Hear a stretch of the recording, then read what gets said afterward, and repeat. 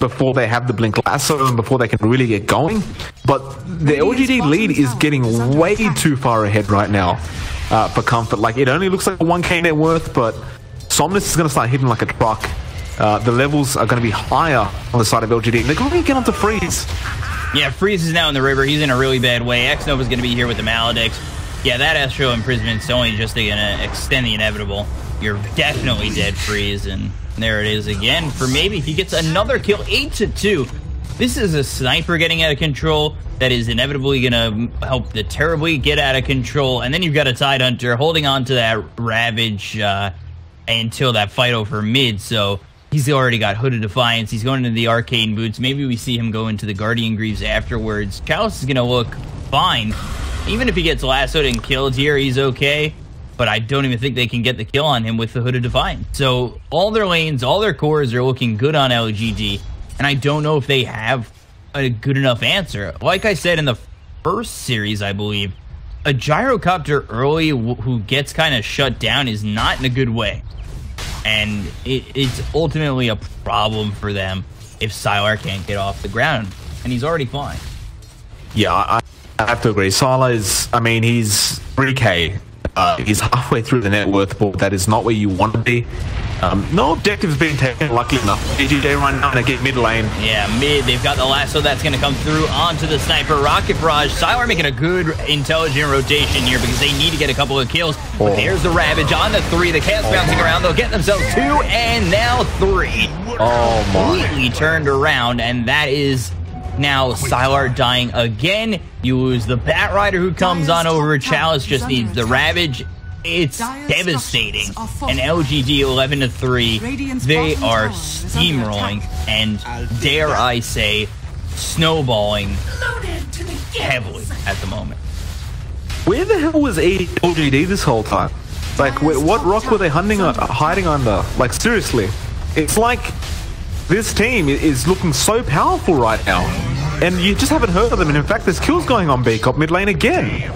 And the Jakiro dies as well as FY, so it's a 1-for-1 trade on 4s and 5s, which are inconsequential, except for the fact that Yang kind of gets this kill streak. Tusk has 5 kills. That was a 5 times kill streak going the way of this Batrider at 11 minutes on a Tusk.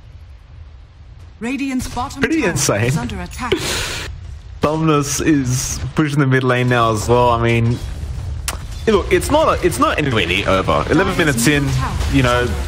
Oh my god, again? What lane? Over bottom with a Walrus Punch. Freeze gets a little bit low, but now over mid. Chalice is continuing to just push this tower. You've got Yang forced to heal up after the Maledict's out on him.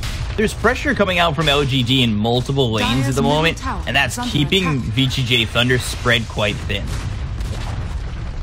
Oh my.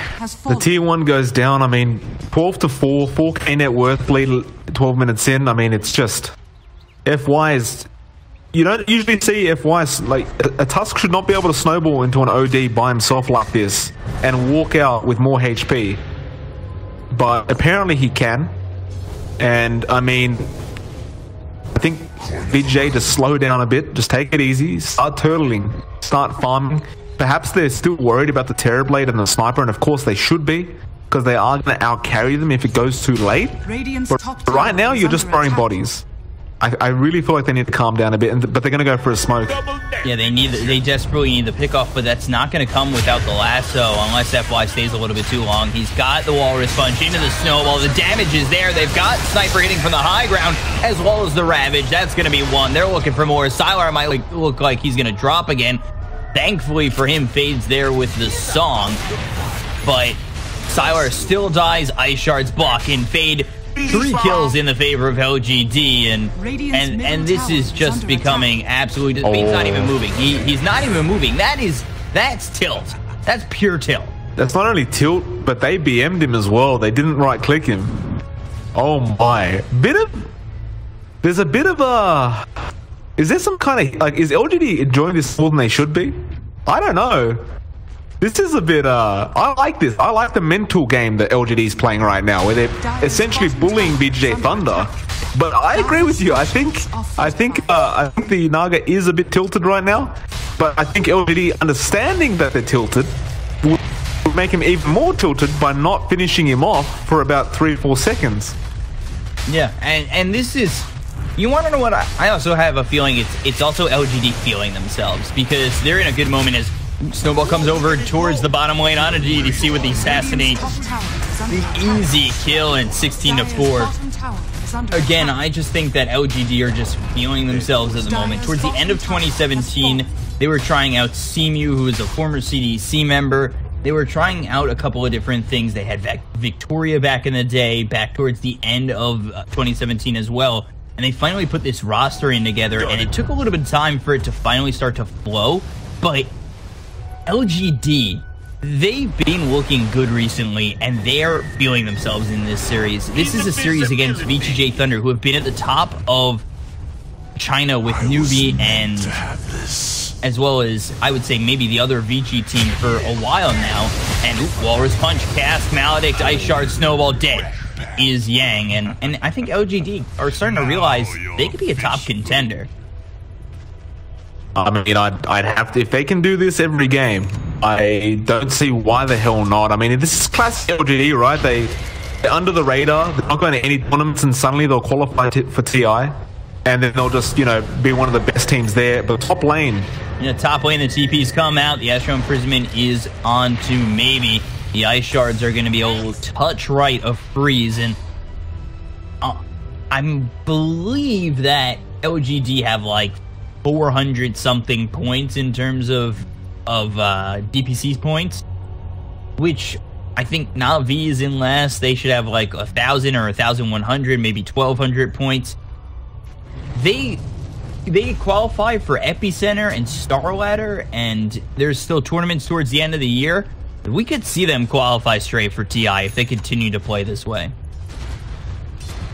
As they're going around, it seems like they're going to qualify for at least Epicenter.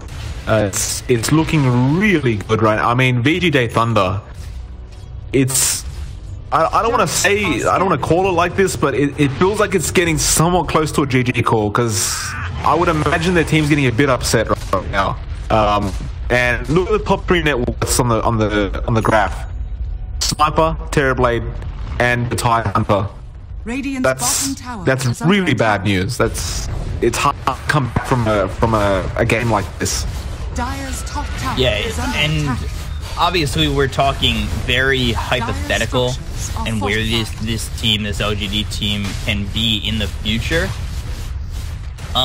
It's just when you see a dominating performance like this over a 6th ranked team or 5th ranked team, it gives a lot of faith to not only LGD themselves, but LGD fans and honestly the Chinese scene as a whole, because they brought in a couple of guys who obviously are known, but lasso over mid onto the Tusk, and yeah, this is a rocket barrage, doesn't even get the kill. The cooldown's there, the snowball's going to be there for the save. Chalice trying to go in, maybe to find a Ravage. They will get the kill on the Tusk. You take a look over at Freeze, who's trying to run away with the Assassinate coming out. Maledict and... oh, Maledict in the base, maybe? No, Astro Imprisonment, that'll keep him alive. Tower is under attack.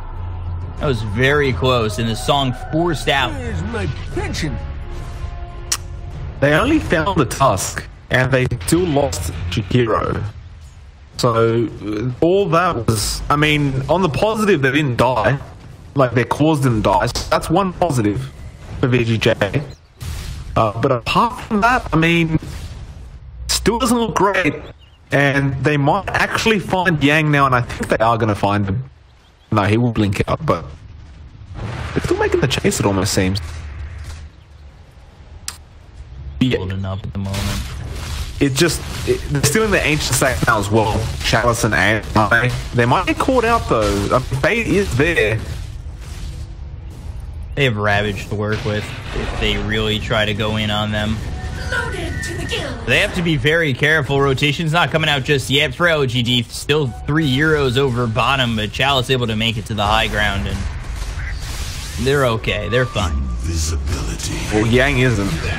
Bot lane. Lane, they'll get the kill on a Yang, and what was that? The Ultra Chase that took place after we saw him before?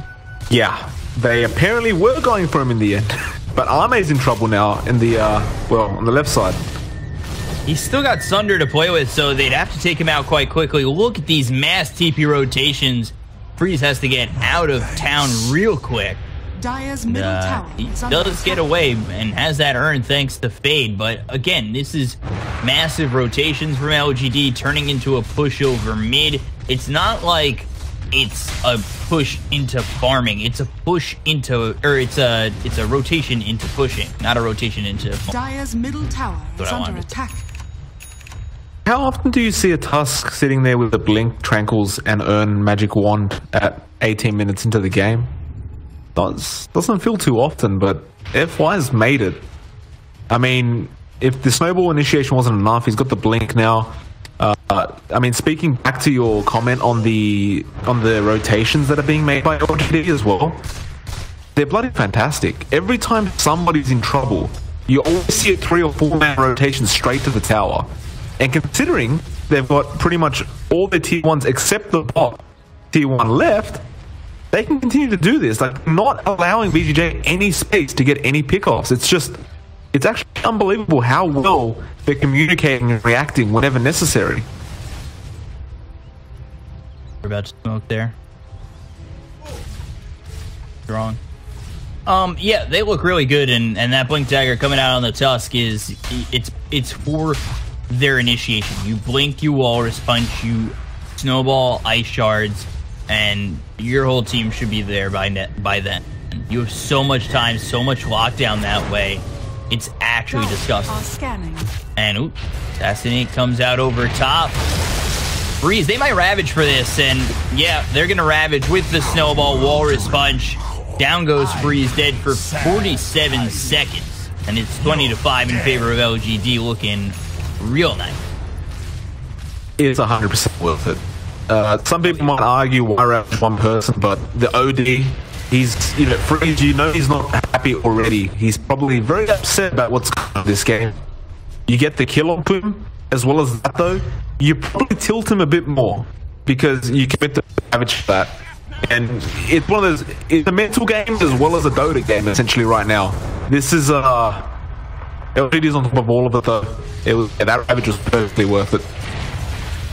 Yeah, because they're not exactly fighting at the moment, LGD, so you can use that Ravage and maybe fight when it's off cooldown. You can defend your towers, and if you need to, just push without the Ravage. It's not your end-all, be-all. There are definitely times where we see teams where Ravage is the end-all, be-all in team fights, and for right now, it's not. As the Snowball comes in, there's the song, so got FY by himself, but they'll send Sylar back as well as Fade the TP away, and away they go, and maybe not yet. He's trying to get away. Just gets out from Fire. He blinked in mid lane. That song. Mid lane. Let's take a look as Imprisonment comes out onto Ame again. He's got that Sunder to play with. Immediately uses it onto Freeze. Not going to turn at all. The lasso, the Sanity's Eclipse, but it's enough damage there to get the kill with the Conjure Image to get OD. So it's a trade. A better trade, I'd say, for VGJ Thunder, but overall, you still don't want to trade your OD. No, absolutely not. But I mean, the thing was, he went into the mid lane for no reason, really. Like, there was no reason to be there. I only believe there was creep at that farm. Uses Metamorphosis, tries to run off. It's Astral. Straight flush for the OD. But that's gonna be well worth it for VGJ Thunder. I have absolutely no idea why the Terrorblade would be in that position at that time. They rotate perfectly and try to help out again from LGD's end. The thing is, if you don't have the Ravage available onto Chalice, which he just used for that OD kill, then there's just no way you win that team fight. So I'm kind of flabbergasted as to why that just happened. Yeah, you don't want to give any road back in for VGJ Thunder, especially up this much, where you have the Terrorblade, you have the Sniper. I honestly don't see how VGJ Thunder, even if they do get to the tier 3s, how do you get past Metamorphosis as well as a Sniper high ground? That's the question. That's the question we have on our minds right now. Like they have the, I feel like they have the tools to do it. You've got Fade with the slip on the Naga. You've got the lasso on the Batrider. And OD hits very, very hard as well as the gyro. But it's never, you're never out of it in this scenario. They've got to play perfectly. This is their timing. They've got to get it line right now. They haven't really got as much as they wanted. But I feel like this is the time where they need to start making a few things happen. They probably can't keep farming at this point. Like maybe the gyro can. So Salah, he can continue doing what he's doing. But the rest of the team, I feel like they've got to try and find pickoffs. If LGD gives them a chance, now Roshan's being taken as well. Yeah, no rotation coming out from VTJ Thunder to stop this. Aegis will be out, and it looks like it's going to be picked up by Ame. Not the best Aegis carrier. I feel like I'd rather have it on Maybe. But I guess let's give it up to the Terrorblade. I just don't think Terrorblade's a good Aegis carrier at all. I'd have to agree with you. I mean, Metamorphosis is not going to be there after the respawn. I suppose, you know, you still have the Sunder maybe. I don't see the point of it, to be perfectly honest with you. Definitely would have been better on the sniper at the least, so someone probably could have taken it himself. But he's a selfless sniper. Radiant's middle tower is under attack. The Terrorblade. But it's really the least of their problem. Like, LGD isn't much problems right now, although their net worth has dropped a bit. They've won 2k over the past minute or so. Rather strange considering they just took a road jump. So that doesn't make too much sense, but it probably means that the farm is under 4-1 on the Solar, and it is. The drums, Yasha, as well as the face, he's almost, in fact, I believe he is now able to buy the full BKB, and he does. And I feel like we're about to see, probably within the next minute or two, we're about to see a big rotation from VTJ Thunder with the BKB surprise reveal. Yeah, I just don't know if the BKB is going to be enough. Like, if Gyro can find his farm, get to the Satanic, get to the Divine Rapier, then maybe we see him able to do something. But I don't know if even with the BKB, if that's going to be enough. Like, it just doesn't... To me, that BKB, yeah, it's 10 seconds where you should be okay against LGD. But at the same time, that's just okay against LGD. You've still got Ame, who's working on a butterfly, and over mid, X-Nova gets killed off, but there's the Ravage. That'll hit onto 2. They take a look over the Metamorphosis being popped by this Terrorblade. Fate comes in with a song. It's just about ending, and there's the ensnare onto the Tidehunter. It looks like they'll lose this Naga Siren. Ends up being a 1-for-1. Ravage and Song both expended. Percent will VGJ. They got more gold out of it, but the point. The point is you got Ravage out of the way now, and you still have not... Yeah, and the BKB still hasn't been used as well. So they can go in again, knowing that the Ravage is gone, and the meta's about to wear out in about 20 seconds. We'll see if they're able to get to the tier 3. There's the Ice Path, as well as the Shrapnel being laid down onto the tier 3. The Glyph is used, but... Glyph used, Metamorphosis about to run out. Ame... forced to retreat is over bottom. Continuing to push away will be this OD who's got his BKB. So now with 2 BKBs, maybe it's a little bit of a different story with their team fight, but it's got to be perfect. And the problem is they don't have Song to work with for about a minute, and they are going to wait on the lasso for about 3 more. So when Song comes back up and they can line up everything, maybe then they can go for it. But again, when you're waiting for that Song, and Song's 40 seconds away, and Ravage is 70 seconds away, you have to move off that cooldown. You have to get the fight before they have Ravage. If LGD have Ravage and you Song and you take too long and you try to lasso, boom. It's gonna be Ravage coming through and the turnaround from LGD. Middle tower they're going right now. They're smoked up because they're gonna run straight into it with no Ravage. They're going to try and run straight into this fight. They've got the lasso to work with. Ooh, the snowball immediately from FY. There's the Ice Path. They'll get the lasso onto him. They'll get the kill with the cooldown coming through. This BKB, again, doing nothing for Sylar, and he dies immediately. They do get the kill onto the Tusk, but you lose Sylar for it. Just absolutely not worth it. I'm kind of shocked. Where was the Song? Was it on cooldown for like a second before he could have used it? Like, they got the kill onto FY. But the Song didn't come after when Gyro was in trouble. I thought that, like, they definitely should have used it at the least. I mean, I realize it's BKBs, but just use it and try to get him out of there. But I suppose not. I mean, they're going to lose a tier 3 here. I don't see how to defend this. Radiant's top tower is under attack.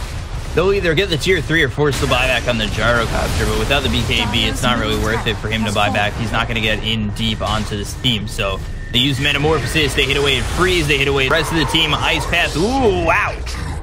Okay, we'll take him out. And that was Metamorphosis just used, so now, whoop-de-doo, you're back alive, but you don't have Metamorphosis to work with. Meteor Hammer on top of that, not going to land. The BKB's pop by maybe with the Blink-in Ravage. That'll take out Fade. They could honestly keep going for that Rax if they really want, but I think I understand the Ravage and the meta is down. They don't want to risk it, as well as that tier 2 is still available, of course, the bot lane. It's like you mentioned, though, the Aegis on the Terrorblade, I don't like what's the point, because he dies like that, and it's like, sure, you've got him alive anyway, but he's useless. Like, he can't do anything without the Metamorphosis, so there's just no point to it. So, well, at least Somnus, you know, gets finds a kill towards them trying to go for him. Maybe a bit of a missed opportunity. I don't think they should give VGJ Calendar this many chances to get back into the game, and by not picking up that Rax, I feel like they have given him a bit of a chance. Yeah, the only reason I would say give the Aegis to Terrorblade is because, Walrus Punch over mid BKB will come out from Freeze, not stopped by the Ice Shards. The only reason I would say giving the Terrorblade the Aegis is worth it is because even if he doesn't have the Metamorphosis, he's frontlining for you while Sniper hits from the back lines. And Sniper's probably not going to be the one who's going to die anyway, because they just can't get that part back. So why put an Aegis on someone who's probably not going to have it popped is the only reason I'd say that they'd give it to the Terrorblade. Because Terrorblade, once meta is gone, they actually smoke up. Immediately coming in is going to be Yang. The snowball hits, he's dead. He tries to come in, not going to be worth it. Chalice moves forward for DDC. They'll get themselves a second. Both of them don't have buyback, and now Fade, he's the next target. X-Nova's here with the Assassinate as well as the Cask. Third one goes down, and VGJ Thunder, they try to fight, and it blows up in their face. I've got to be honest, I think Fade's really tilted right now. He didn't use the song again. As well as the Walrus Punch coming out onto Freeze. They've got the urn. They should have this kill, and with the Ice Shards, they will. And that is another kill for LGD. That is a total of 4 in that, not exchange, just LGD running them over. That was very strange. They didn't commit the song. They had a chance. Commit the song and run out. No one had BKBs used. They didn't do it after missing that lasso. He then immediately buys back after dying, and that's fair enough. You can do that, but what's he going to do by himself? He had no way to get back into the fight anyway. There was no towers to TP to. I think perhaps he's a bit upset right now, and I mean, these decisions are very, very strange. And even Freeze, like, what was he doing in that mid lane by himself? Yeah, this is pretty much over, I believe. They're going to try one last time, but I don't know about this. Might as well. You might want to try and lead it off with, I don't know, maybe a song. Oh, that's a nice one. That's an Ice Path setting up for you quite nicely. There's the call down with the Meteor Hammer, but the Ravage comes through, and that's going to hit on everybody on the side of VGJ Thunder. They get themselves the kill onto X-Nova. They look for more Chalice pushback. They'll take out Yang. FY dies as well, but the BKB's not going to keep alive Freeze. He ends up falling. He buys back. Ice Path onto 2 with the dual breath coming through. You take a look at Ame. He's in a little bit of trouble. Stunned up again, and Assassinate hits onto DDC. Chalice blinks away. Fade moving forward, trying to find the ensnare, but that's just giving him a Sunder target and giving up your life. That's not doing anything. They've got this OD stuck in a bad spot again. The ulti will kill off DDC. Down goes Freeze, and GG is called. LGD shocking the world at the moment as they win this series 2-0 over VGJ, the top teams in China. If I may comment, that last team fight, they had I mean, it was a great song, right? Perfect song. They've got 4 men stuck with each other. The Ice Path was committed by the Jakiro, but the song wasn't turned off. They didn't coordinate it properly, and so the Ice Path did nothing. They didn't get frozen in it.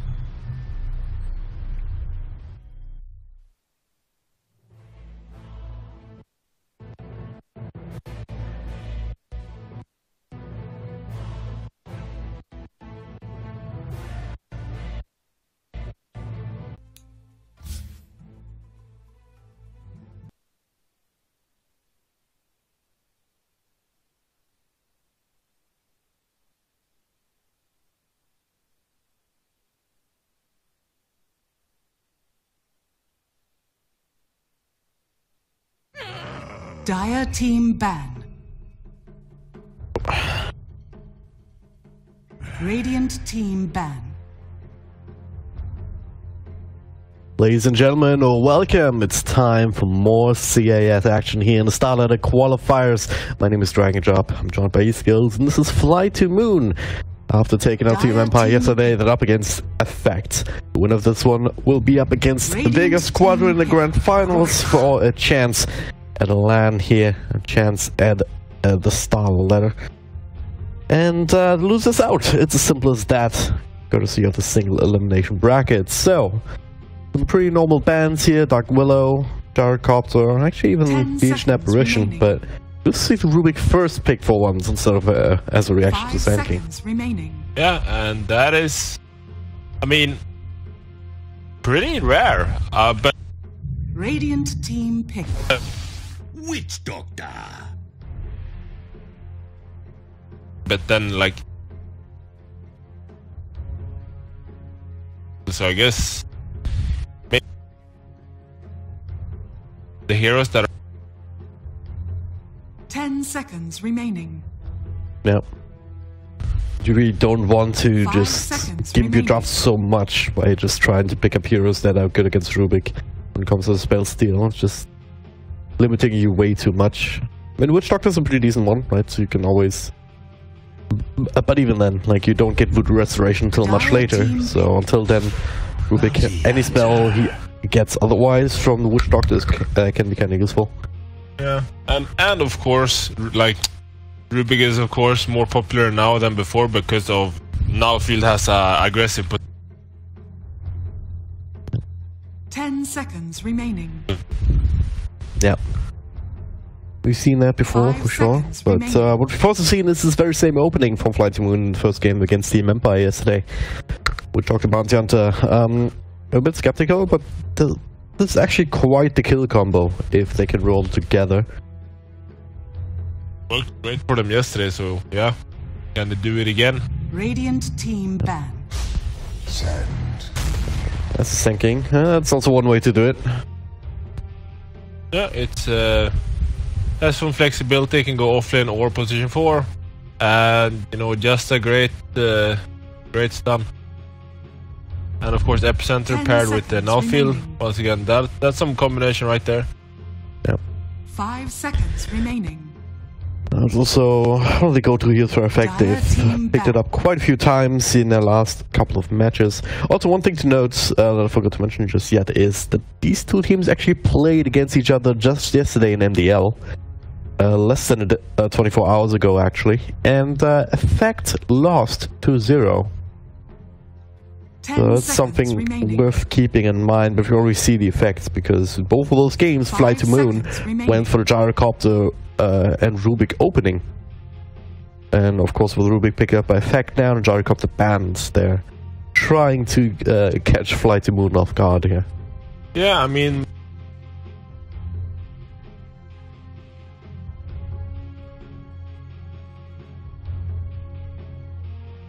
Radiant team ban. Yeah, definitely Fly the Moon. They probably feel very comfortable about this game since they were the winners yesterday. Yeah. And the Beastmaster ban, I like that one because we saw Fly the Moon yesterday. They played it twice, and despite Nogral having really tough laning stages both games, it had a really good impact.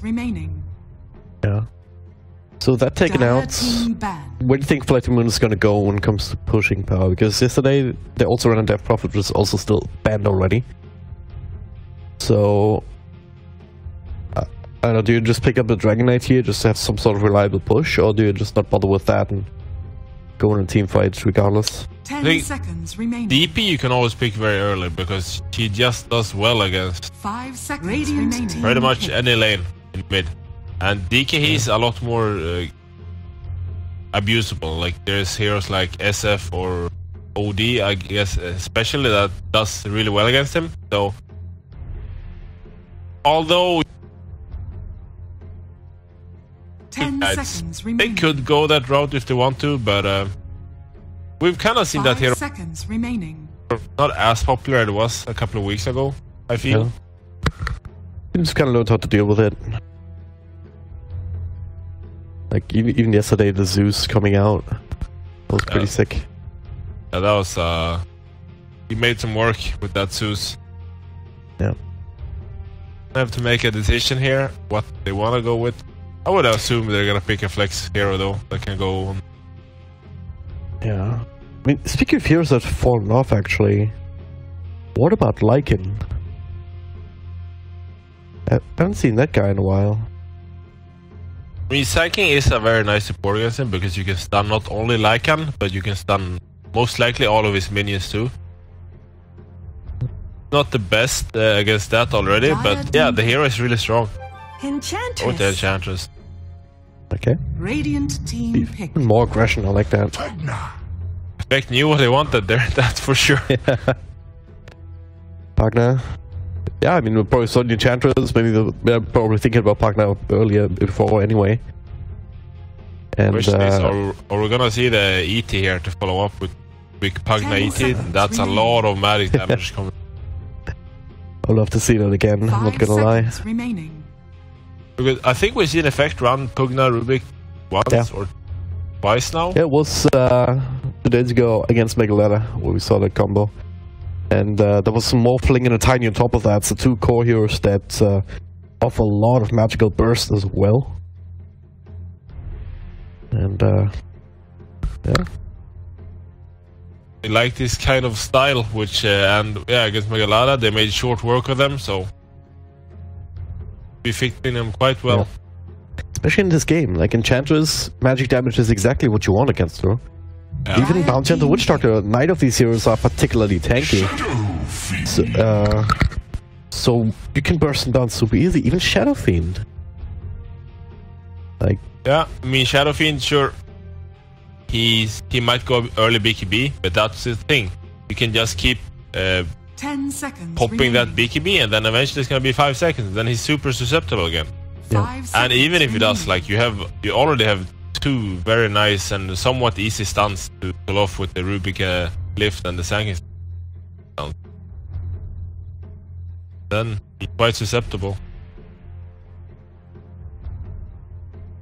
well, they're probably gonna make that decision right now. I wanna go back to that strat again. It makes a lot of sense, yeah. I think that, like, Radiant team back. ET seems a little bit greedy here because I guess Eng ET isn't really what you want. An ET Rubik dual support you doesn't feel that threatening to an Eng. So I think they're gonna go with the Sanking Rubik, and then there's Luna, and like the Eng is gonna be 10 very seconds scared of even remaining. being on the lane. Yeah. That does sound better to me at least. But we'll have to see what is used with fifth pick. At the very least, Luna is one of these core heroes that does offer some decent amount of magical nuke damage here, even just with Lucent Beam. Being able to amplify that with Pagna rotating in, just the Decrepify, Blast, 10 Lucent Beam. seconds remaining. It might just be enough to bring somebody down very easily. 5 seconds remaining. Yeah, for sure. Yeah, even failing that, having that available against the Enchantress.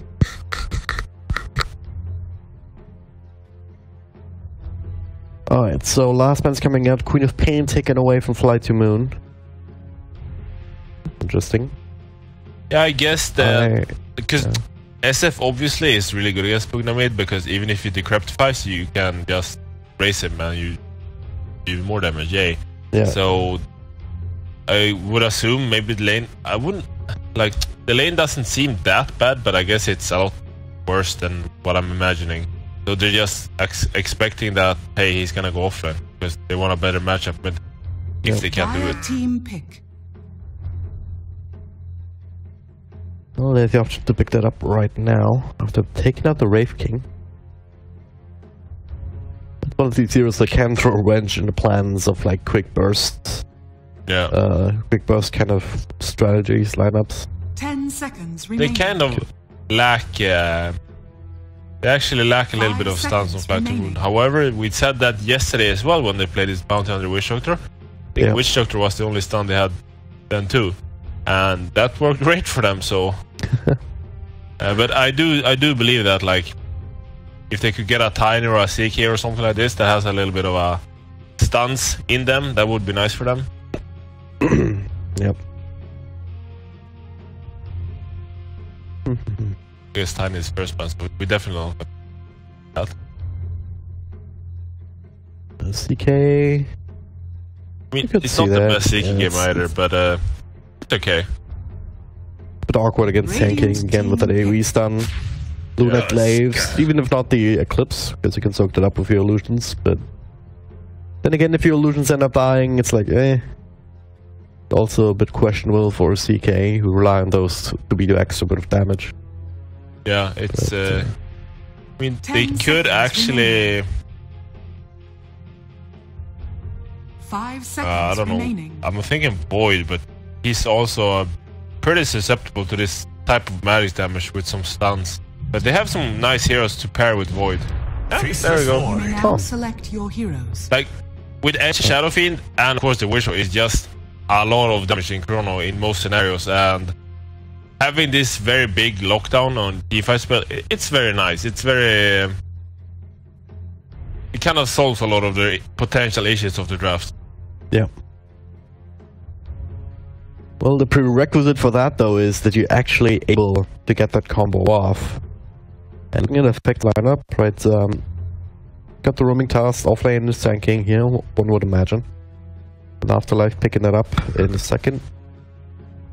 There's a lot of aggression coming out from Effect. Like, they have a very early timing with the Pack now. Once he does up this blast, you can start taking down towers very rapidly.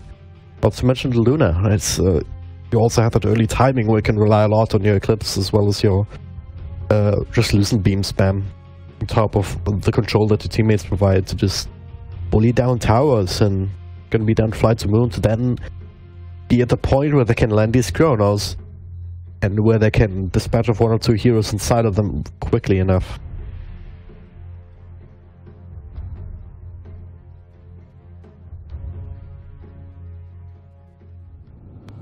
It's such a long cooldown, and just as you say, their lineup is very pushy and they kind of want to play fast. So if he uses Chrono and it doesn't really, he doesn't get a like core killer and whiffs it, maybe doesn't go for Effect to just push down towers. Prepare for that battle. is the scary thing about Void here. They're walking down to smoke available on the Rubik here for Effect. They're going out as a 5-man unit. Flight to Moon. We can try and make that work with spreading out across. I don't know if he was like worried about Radiant something like this happening, because he just fortified. next to his tower while Void kind of scattered it out. So nicely done. They have to get up at the base, so... Aware. But when some lane switching went on here, and I'm not sure what side wanted what types of lanes, but I think this is quite nice for Effect. Like they have this tri-lane against Eng, and he's gonna have kind of hard to leech XP. I guess they're getting Maiden here. Never mind.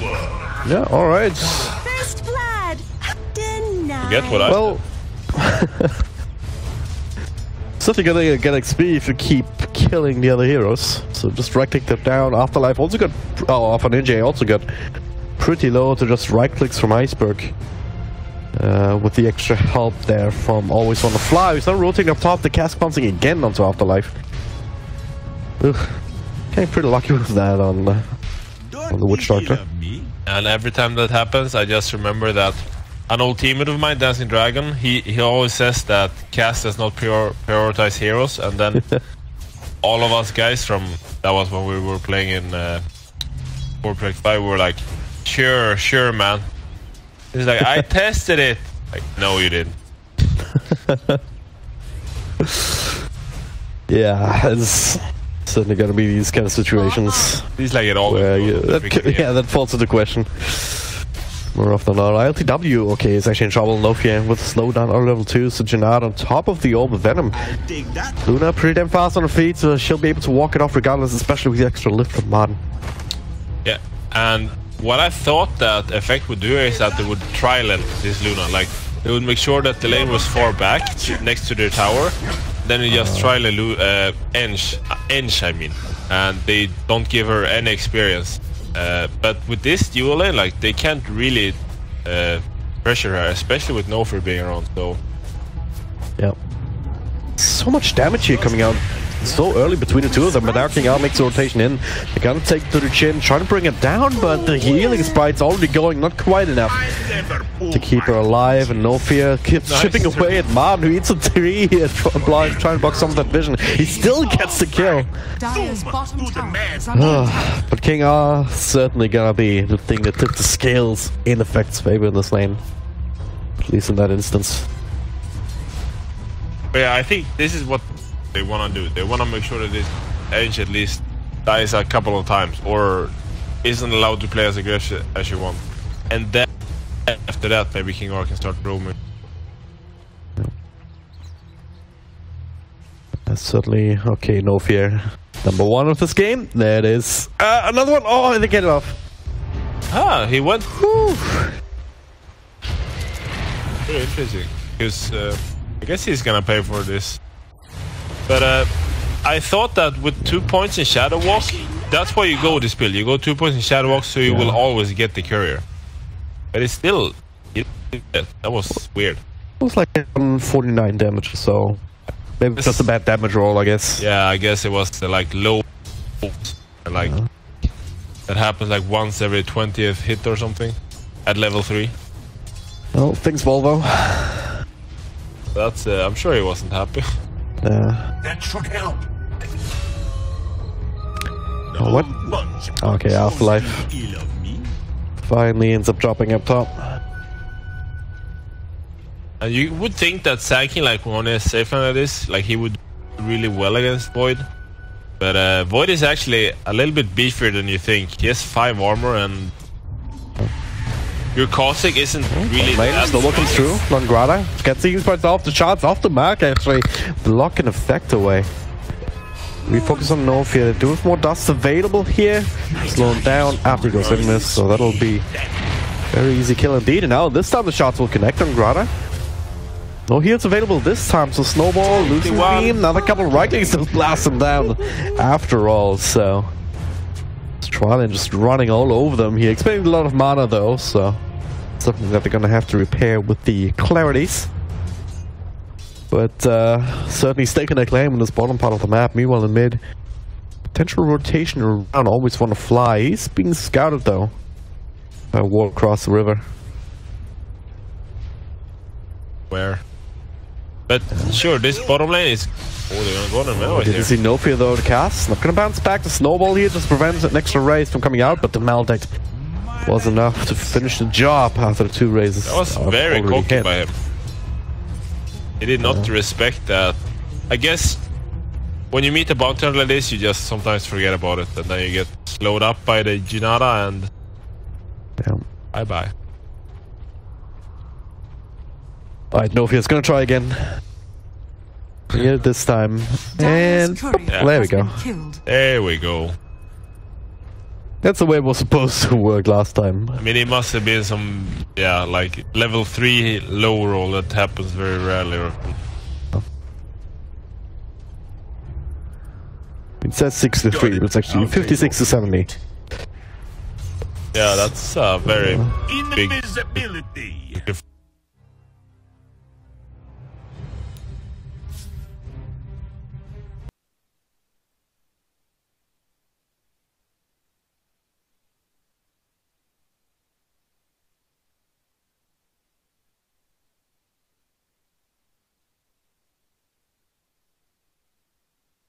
Radiant team pick.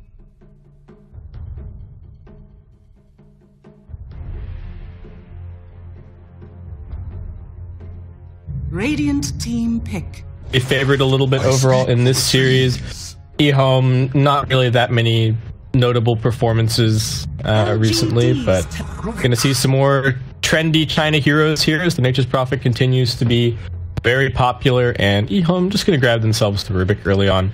Rubik does seem quite a bit better against Naga Siren now than he used to be with the smaller AoE on Song of the Siren. It's actually a little bit easier to steal and potentially use offensively or use defensively for your team against the Naga Siren, which is definitely nice to have as an option. And Rubik seems to be, reasonably popular at the moment in general. I don't know if eHome are actually playing with a stand-in. Let's have a quick look here. I think this is a player from Keen, but I think he may actually be on their roster now anyway. They may just not have updated their in-game team. Yeah, it looks like that might be the case. So, he was, this guy's currently playing for eHome. He was previously on Keen Gaming. Looks like they just haven't updated their in-game team. So full 5-man roster for both sides. LGD now thinking a little bit, using some of their reserve time, deciding exactly what they want to be grabbing. Maybe thinking about the Omni Knight.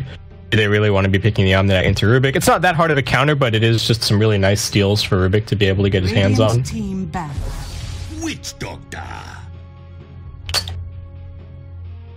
So instead, they go for the Witch Doctor. Fairly good at fighting off the Nature's Prophet treants in the early game. I think decent against Nature's Prophet for that reason. Quite good against Rubik. Most of Witch Doctor's spells are fairly mediocre for Rubik to steal, or just difficult to get his hands on. Witch Doctor can always just toggle heal on and off and just give you that instead of anything useful. So a little bit difficult for Rubik to play against. We've seen Witch Doctor be very popular recently. His base damage is quite high. He's a good zoning support. People have been really favoring the Maledict build a lot, and it seems to be putting in quite a lot of work. Loving that +1 Maledict tick talent as well. That's been very popular. But 10 seconds remaining. We got Shadow Fiend being banned. Both teams keeping their drafts fairly open right now. That Omni Knight will eventually be banned out by LGD. Not willing to let that through into the pool. What else is still there? There's still a Razor, but that hasn't been that popular in China from what I've seen so far. Tidehunter, interestingly enough, is the ban. eHome a little bit worried about that teamfight potential over on the LGD side. They don't really have that much to combo with the Naga just yet. I mean, the Shadow Fiend would have been decent, being able to get a Requiem Bomb on a sleeping target. Not always the easiest thing to time, but can definitely be quite potent. And I can imagine that LGD would be able to pull that kind of thing off. So what else can they do? I mean, Witch Doctor's not exactly the best combo support. They could have taken the Disruptor if they wanted it, but LGD deciding that they wanted the Witch Doctor instead. It does have pretty nice synergy with the Naga Siren. These two supports can move around and quite easily kill cores. Just a net Riptide, Maledict, Death Ward will kill most cores at most points of the game, unless you have the right items to be able to get yourself out of there. So I like this quite a bit. It allows them to contest the lanes quite heavily, and it means that eHome can't really run at their safe lane too much, which I think is something that can happen if you pick like Naga plus Disruptor. It's kind of what we saw happen in that first game of the LGD FY versus Rock series. They just couldn't do enough in the lanes with that support combination. So eHome going to grab themselves a Tiny. He's been very popular as of late in pretty much every region. Looks like he might be played.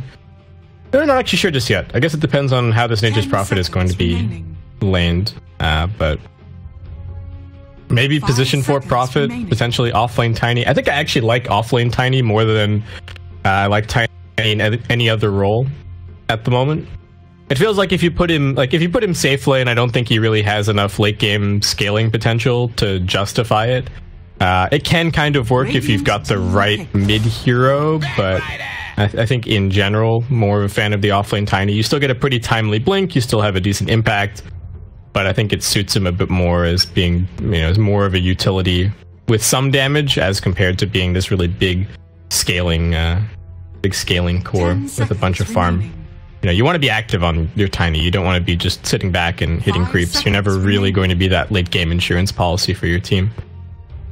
But Bat Rider grabbed for LGD.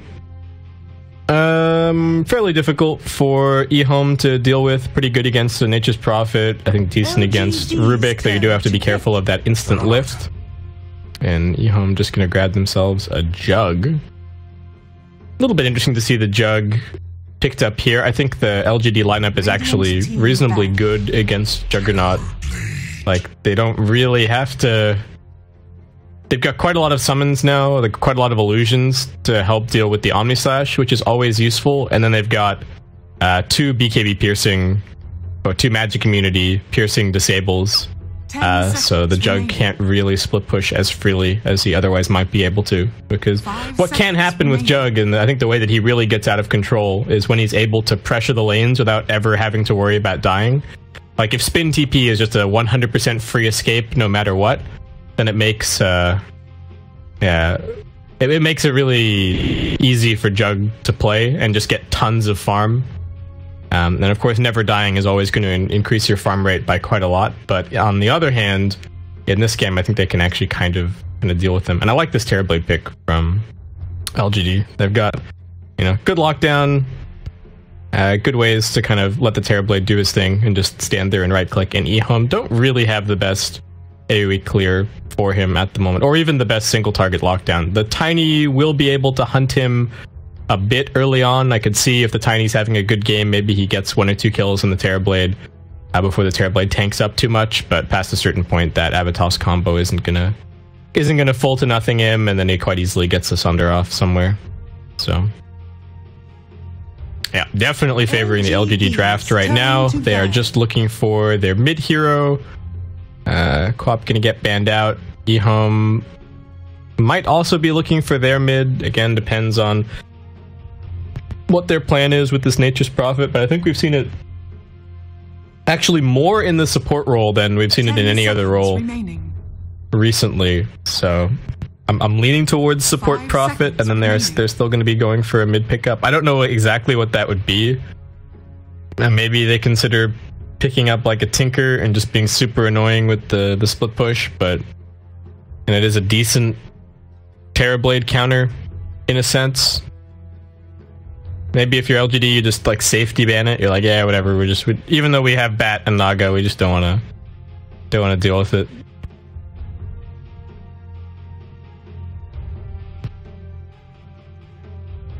They're thinking about it, taking some time out. What else would be annoying? I mean, there's like a Zeus. I wouldn't mind seeing a Zeus game. I always want to see Zeus, but he's just not quite strong enough, unfortunately. And it will actually be the Broodmother ban. Interesting. I think they're just kind of talking through how eHome might choose to set their lanes and whatnot. So now what for LGD? If they really wanted to, they could just pick like Puck. But no, alright, just gonna be a Viper. A little bit more boring, fairly tanky hero.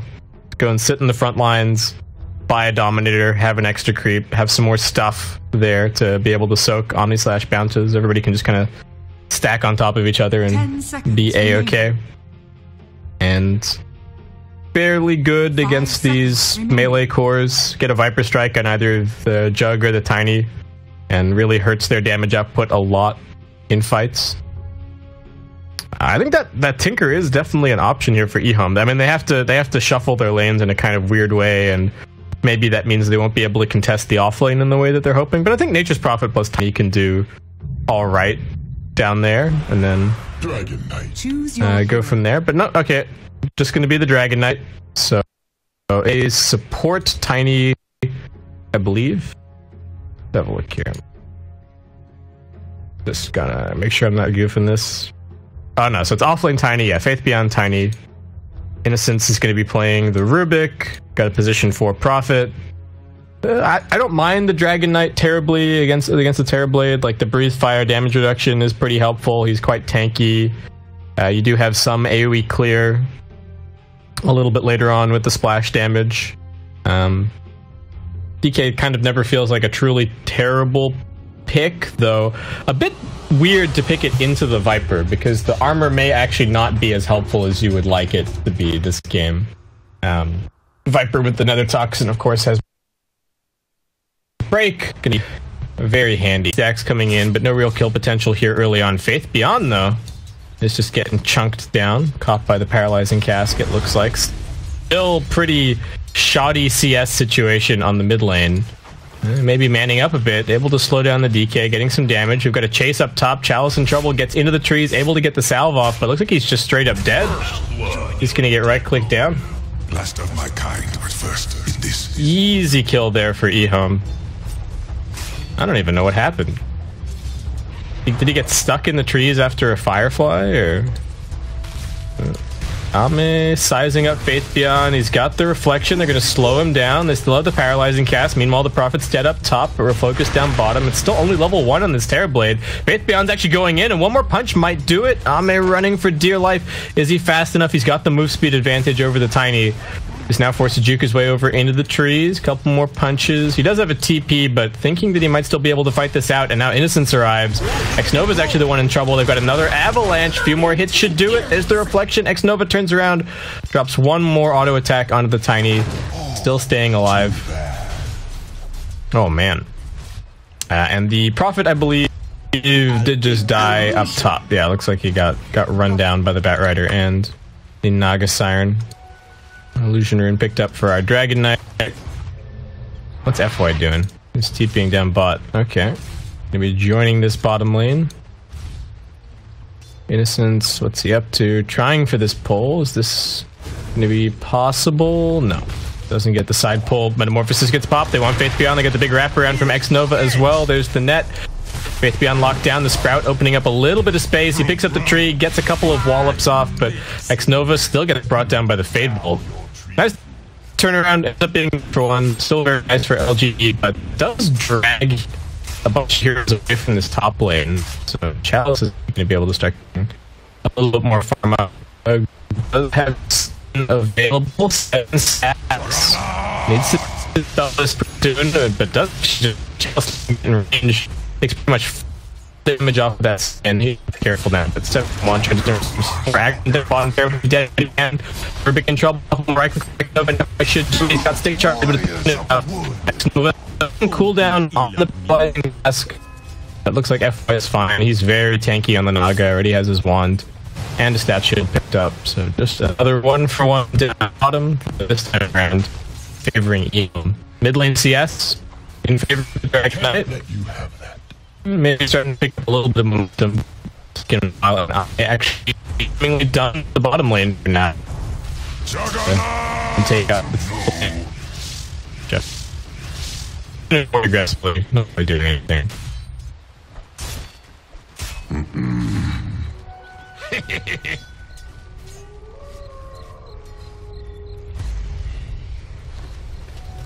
Alright, I'm just gonna take Ace back to mid. Prophet is threatening the TP. Nope, really isn't. Lots of heroes through the jungle. X-Nova running over towards mid, and 4 heroes there. LG gets and terrible trading blows. They actually kill this guy. It's quite tanky. Oh, no point in the mouth set. Being on TB. Looking for it. Gonna lift him back. They've also got the Sprout to lock him in. Good damage spin of the ball is more than enough to way too squishy at this point of the game. Chalice is completing his big journey all the way down to bottom and forced to immediately keep it up. We wanted the Dragon to go down into the river, but DK is pretty hard to get. They keep picking up the toxin, so he's not going to be helped by the Dragon cell. Don't keep him pinned inside of it. And LG pretty much completely botched that tank. Reveal their 2 support. SBR knows that he can actually manage a little bit more down here bottom. And yeah, X-Nova and FY going to be sent packing, running past this Radiant River just to make their way back to bottom. Wow. Might be a little bit more successful. It has a little bits. Major Prophet TP off cooldown time. They are aiming at mid.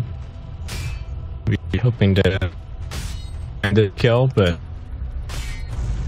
very far back. Actually, 7 stacks up on this jug. He's got the one. Flying it onto the pin. Alice going to send him all the way beneath the tower now to go for it.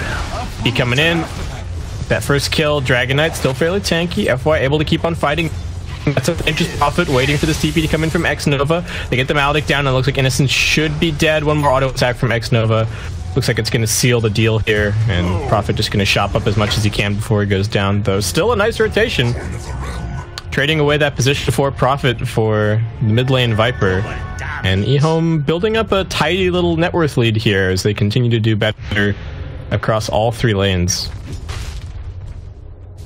Faith Beyond should have more than enough room to rush up his blink, Radiant's top tower is The lane at least didn't take any damage on the tower. Dragon Knight unable to go and make anything else happen there. And Xnova and FY hunting for blood. Just the same rotation once again. This time around might be a little bit more successful, though. They've got the Viper Strike. Chalice also rotating in. It's a 4-man gank, and absolutely nowhere for the Dragon Knight to go. It will be Xnova picking up the kill with that double damage.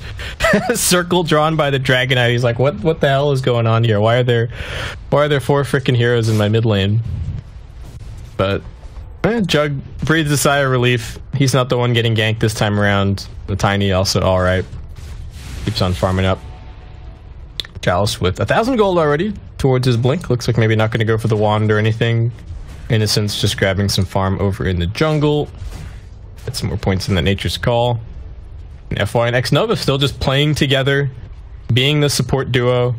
They've got some good vision around the mid lane, spotting any rotations towards their Viper. He is quite an immobile hero, so really important to know where these supports are moving so that he can potentially survive any of these rotations or just back off at the appropriate time. And ooh, they're going to spot the fact that Innocence is planting a ward from up here on the high ground. That's a pretty cute play. It's nighttime, so the Ancients don't aggro. If the enemy team already has ward vision around mid, makes it a little bit safer. Am I going to pop the Metamorphosis here? They're looking for the kill on the Jug. He didn't get the spin off in time. He now tries to drop down the Omni Slash, but it's just not enough damage. Looks like the spin will be enough, though. Ends up being a 1-for-1 trade here on the carries, but I think that works out much better for TB. And Innocence also no way to escape, getting completely hemmed in by Xnova and FY. They're not even going to look at him. Chalice and FY know that the kill is secured. They give Xnova the dominating streak.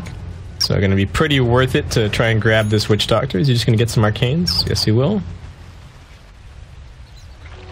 Loaded to the gills. I think they should maybe try and, spread the kill streak around a little bit more, but not a huge deal.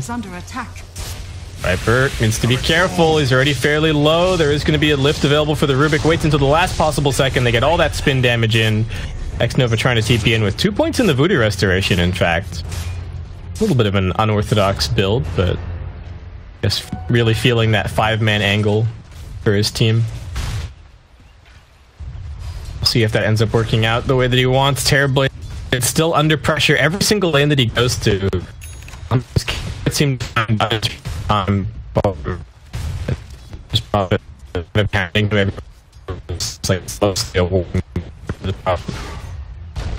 doing well early on. A lot of one telekinesis. I start to feel strange. Innocent throw Xnova up and just instead out the Xbox combo. FY. Oh, notice that the Prophet is still up there, but they can't see him anymore. Nice. And it's fine. But it couldn't quite. So the napalm, and it's going to be revealed up there. But wish that he brought a TV scroll then. Dire's middle tower is under attack. For that kill. Jug takes as an opportunity to maintain that #1 spot in terms of last hits. Dragon Knight gonna go and get some damage on the top tier 1 tower in the interim. So, eHome still really playing the early game angle of their lineup really nicely, securing these early towers. Gonna be very nice to have this map control up here on the top side, especially if they don't lose the bottom tier 1. If they have this for a few minutes to be able to farm with the Jug or the DK while they're not giving up any farm over in the Radiant jungle. Oh, Mavatos combo onto FY. He's still pretty tanky. He's got some illusions in the area. Rubik. What's he stolen? It is just the reflection. FY dropping low, but not low enough. And he's going to get sundered up by Ame, who actually gets stunned immediately by the Dragon Tail. Ame just going to be brought down, trying a little bit too hard to save his team. And now FY is in trouble. Avalanche catches onto 2. Faith Beyond's too tanky to be brought down by the Maldic. Chalice doing the best that he can with the sticky napalm to kite away from this fight, but Witch Doctor looks like he'll also be brought down. Xnova with the stick charges, still surviving, might actually end up living through all of this. The Omni Slash dropped into Chalice as he tries to TP out. He's dead. FY caught by the Avalanche. Faith Beyond takes a second to pick up a tree. It looks like they should be able to spin him down here. Nice toss in. And FY finished off. Overall trade ends up being a 3-for-1. Just what? Just Rubik dying for the Terrorblade, the Naga, and the Batrider. Definitely not a good look for LGD. I don't know quite why they're fighting so actively into eHome. Like, all three of eHome's cores are amazing at fighting at this point in the game. They got, you know, maxed out Breathe Fire, maxed out Spin, pretty much maxed out Avatos. The spell damage is really high. The Terrorblade is super far behind. The Batrider does have his Blink now, so I guess that's a big part of the rotation, but I do need to just get some time to pick up another couple of items across the board. Viper going to be going for the Dominator, quite a common build that we've been seeing recently. Innocence is going to be trying for a 4-staff. Definitely nice to have. Pretty good to have against the net. Just solid item in general. Not that many single target disables this game that it can kind of help out against. You know, you're not playing against Lion or anything like that, but still good. Oop, Faith Beyond wants this free pickoff with the Blink. FY baiting a little bit. Chalice actually has the Blink Lasso ready to go, but it's a bit too late. FY is already dead. Gonna try and drag them over towards the Viper. Xnova also here. He's trapped inside the Nether Toxin. Gonna try for the TP out, and he might just be successful. Ticks down just inside the fountain. Maledict a little bit too much damage, and Ame threatening the Jug, but he might just be able to run this one off. Nature's Prophet also coming in with the Sprout assist. Open up some space. HYM also up here. Do also have a ward in the area. Alright, so with DK dead, maybe he's going to be able to push in on this mid lane a little bit, but eHome also threatening the top tier 2 tower. FY forced to come in here and defend, but the Treants stick to their guns. And oop, Faith Beyond, not the first one to TP in there, unfortunately. So we'll actually just end up canceling his TP at the end of the day. Keep on farming up down bottom. Pretty successful on the Blink Dagger reveal. Jug not going to be going for the Battle Fury this game, is instead opting for a Silver Edge. I mean, a decent Shadowblade game, I suppose. You know, find some kills on the Witch Doctor and Faith Beyond just jumping in again on Xnova. Don't even know if they needed the help from the Nature's Prophet there. So this is the part of the game where Tiny is just solo killing everybody, and looks like this tier 1 tower is also going to be collateral. And LGD struggling to find these rotations. They did get that earlier pick off on the Dragon Knight, which was nice. He's actually picked up a hood on DK this game, so his damage potential is going to be a little bit weak. I do actually wonder if eHome might start running into damage problems a little bit later into the game. Viper's tanking up. He's going for an SNY. The TB's going to tank up, though for now not doing all that great. They're just looking to use this next lasso. Yeah, tier 1 tower very suspiciously falls completely undefended down bot, which does give a little bit of a clue as to what LGD are up to. Just a bunch of illusions going to swarm the mid lane. eHome looking for the wraparound, but there's a wraparound on this wraparound. Xnova, maybe, and Chalice coming in. Can they isolate somebody with the lasso? That's going to be a bit of a problem. Rubik does have this lift. He's hovering near his core as HYM, kind of anticipating this, perhaps. I don't know if he's come into vision just yet. Maybe just getting caught by the creep. Chalice wants it. He's thinking about it. He's thinking about it. He sees the Rubik and realizes that probably can't go. No, the Dragon Knight just a bit isolated. Rubik walking back. They drag the DK up onto the high ground. He's still pretty tanky. He does have that hood, and now the song comes in to counter initiate. Can they keep maybe alive? Looks like they should be able to. There's 4 heroes songed, but this is just a full-on retreat from LGD. Xnova running the opposite direction. Might actually be able to get a TP out here. Oh, no, probably not. DK TPing in to close the gap. Avatar, well, not even Avatos. Ava and toss the tree. And LGD just forced to disengage, but they used Lasso and they used Song for that. eHome and Dragon Knight Ultimate going to wear off. So probably back to farm stations for them for at least a second, but Jug's just farming the Dire Jungle. This vision that the Nature's Prophet has been able to plant down has been great. And like I said earlier, the fact that this bottom tier 1 tower still isn't taken means that LGD can't really use this Radiant Jungle in the same way, even though they have similar warding.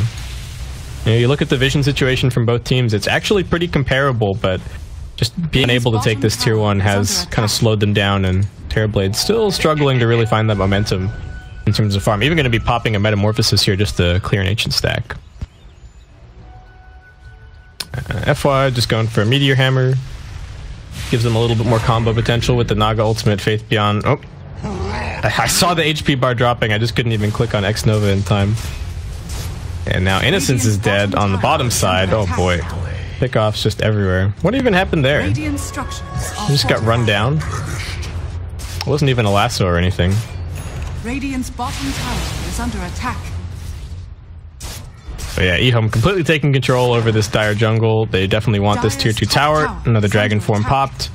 Maybe we'll be able to finish off the bottom tier 1. A little bit of help from his stolen catapult, which is nice. TB is just going for S and Y, which is a little bit interesting.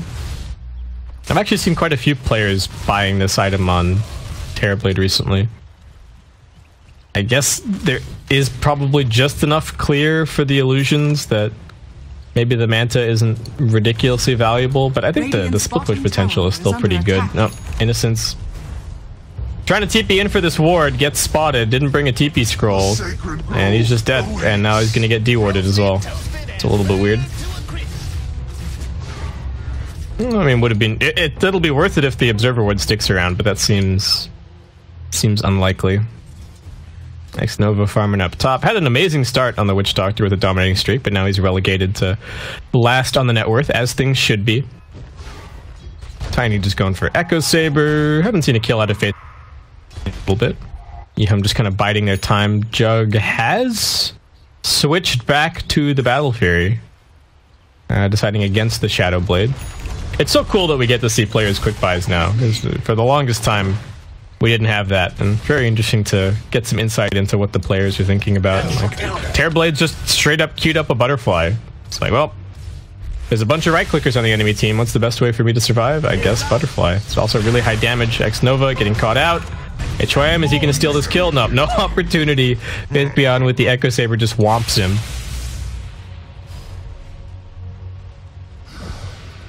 And EHOM still controlling the map. Sort of nurturing this little net worth lead that they've got going. Haven't seen an Omni Slash used for a little bit. Jug content to just be farming all the while. Dragon Knight. Blink up. Very defensive build. Going for the BKB next. Feeling like his team has enough damage at this point. And Tiny will be the one to instead go for the Shadow Blade. FY looking like he might break this smoke. Ooh, is he gonna get caught? There is an Observer Ward over here. Can I get a lasso? No, unfortunately, Chalice blinked straight into the Avatos combo. And he's also just gonna get Dragon-tailed and brought down. FY survives a tiny bit longer. But Faith Beyond, I think even if they'd gotten the lasso on him, it's not gonna last that long with the status resistance. Maybe they, I guess maybe they managed to drag him up onto the high ground. You can see the thought, but EHOM, 2 quick kills and straight into the pit. Looks like more than enough damage and more than enough time to be able to bring this down.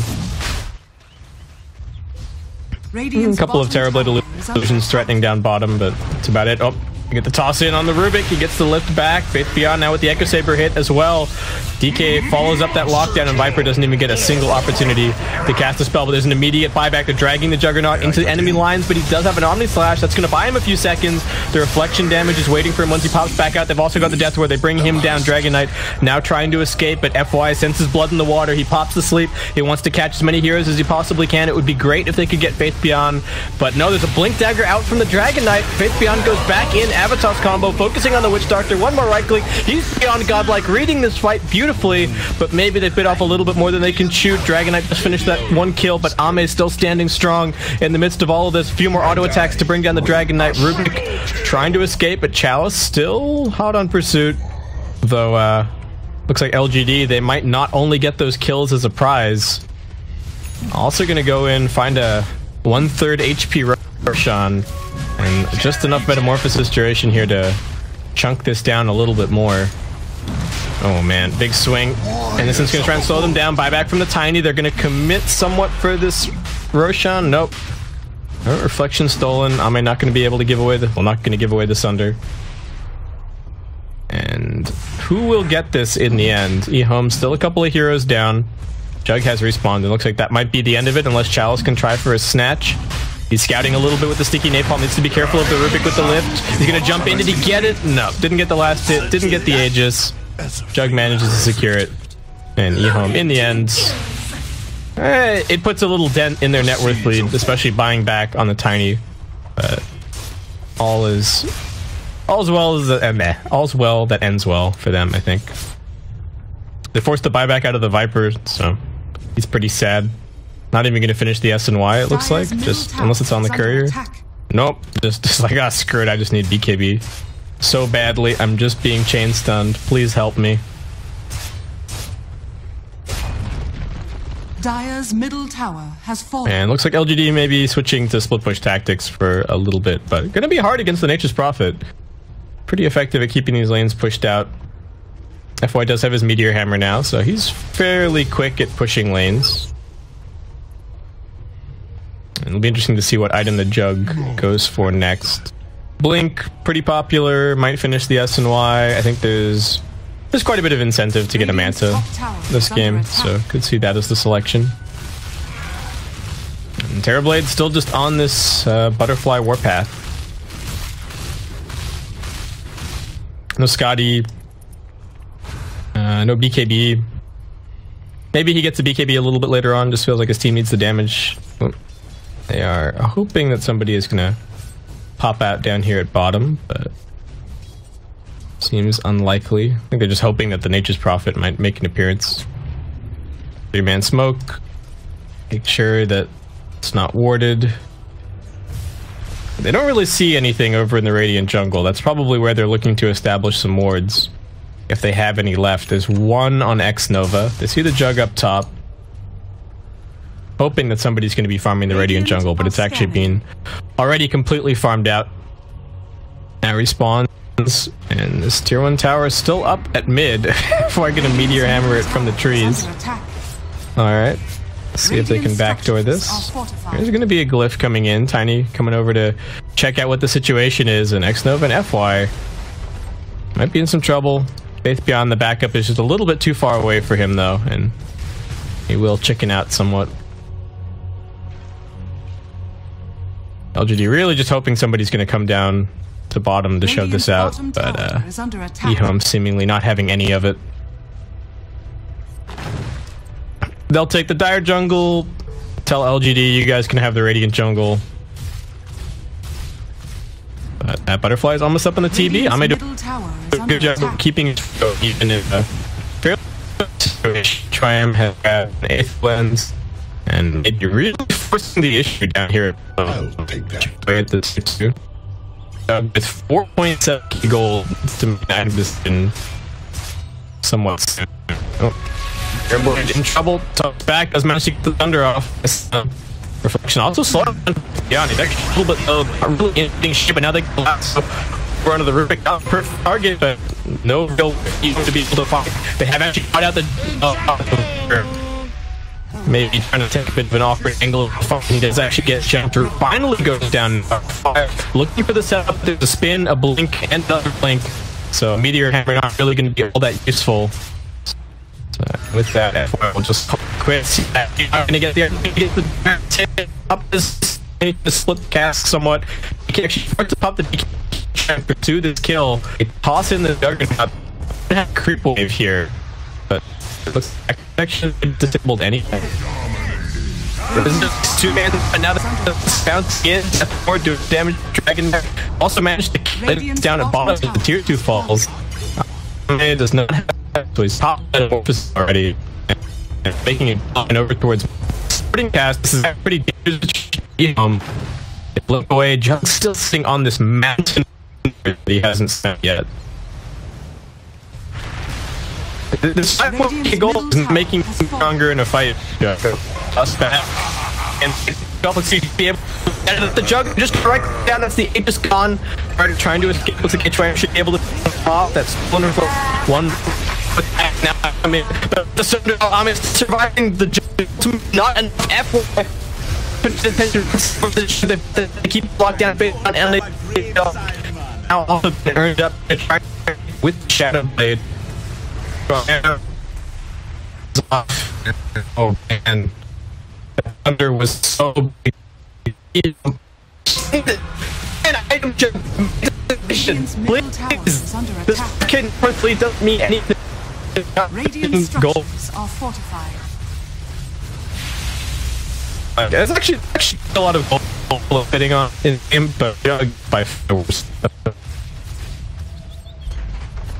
And if you just have other items, maybe that on slash, you know, maybe there. Oh, I do lose XNova. Dragon Knight catching out FY. He does have the song. Is there anything to cancel this TP? No. Knows that he's in the clear. Knows that XNova just got Avatos comboed up on the high ground, so nothing left for the Tiny to cancel there. Ame back to farm stations, working his way towards a Scotty. Now claiming the #1 spot on net worth. Mine. Did he get... What kills did he get in that last fight? So he killed pretty much everybody. Killed the bottom tower. He killed Innocents. He's just been farming up a storm. Maybe he's still just working on this BKB, but he's getting quite close. Alright, Jug just buys Manta. Got a Heaven's Halberd up for the Nature's Prophet. Going to be going for a Hex shortly after that. I think realizing the threat of this Terrorblade at this point of the game. DK going to be for a Monkey King Bar. Yeah, the sustained damage output is not quite enough against the Terrorblade. Catch up the Nature's Prophet one more time. He tries somewhat optimistically to CP out, but he is long dead. And LGD flexing.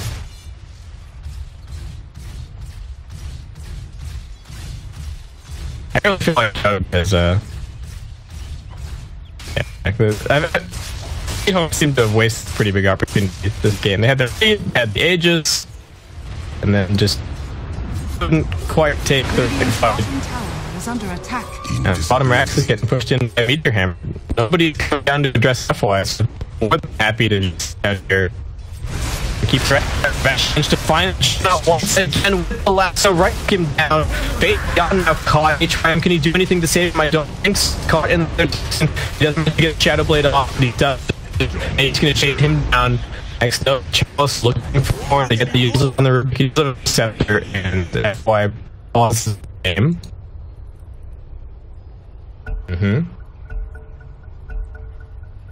CHM is looking very dead. Just accepts his fate. Hands off the keyboard. Down bottom, FY has caught out the Dragon Knight, threatening him. Going to try and force out this BKB. He doesn't use it, but he may regret that. Ame's here in position with the meta. Right clicks him down, and that's all 3 cores dead. Nature's Prophet doing the best that he can to split push over a top, but this is a full Metamorphosis Terrorblade. Hitting your base, there's no glyph, and LGD looks like they're just going to be the first ones to claim a lane of Rax. They were behind for such a long time this game. The graph isn't even updating to show that they're now ahead. And LGD are just gunning for it. eHome not even willing to use any of their buybacks. They're going to Meteor Hammer out of the tier 4s. The buybacks now coming in. They've drummed the Terrorblade. He makes quick work to the first tier 4. He's still got a third of the Metamorphosis left. eHome, what are they going to do? FY survives the Avatos combo. They're focusing onto him. Can they actually burst him down? I don't know if they can. They force staff him a little bit further away. XNova's keeping him alive with the heal, and the Terrorblade is still just shredding everybody. Dragon Knight goes down. He's still got a couple of seconds. The Ancient is exposed, and the good game is called. LGD. Oh my word! How did they win this game? How did this happen? eHome, like, they dove the base a little bit. They just couldn't quite seem to decide, oh, do we commit to this fight? Do we not commit to this fight?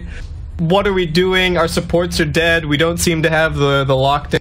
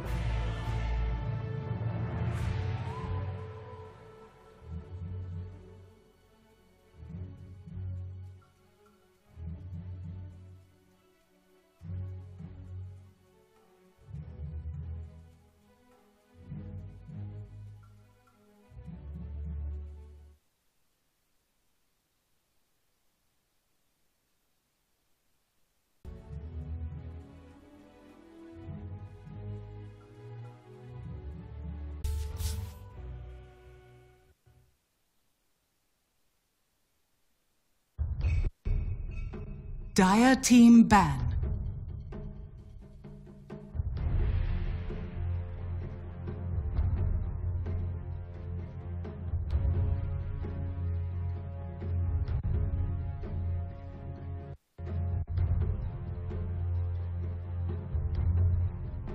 Ten seconds remaining. LGD's turn to ban. Dire team ban. LGD's turn to ban.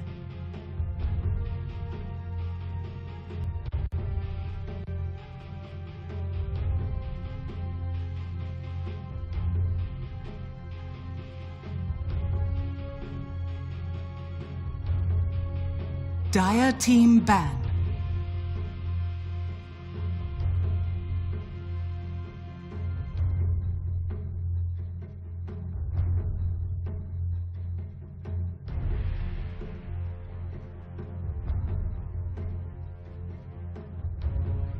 Ten seconds remaining.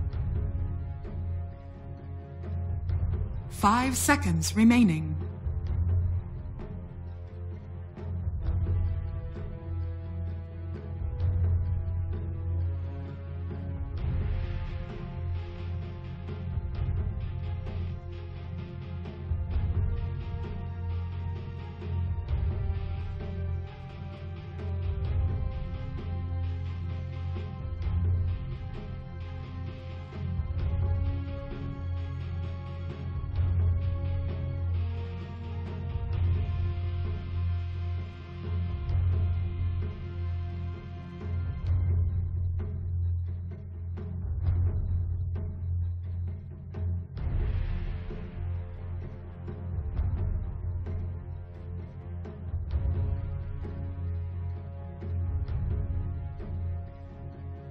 LGD's turn to ban.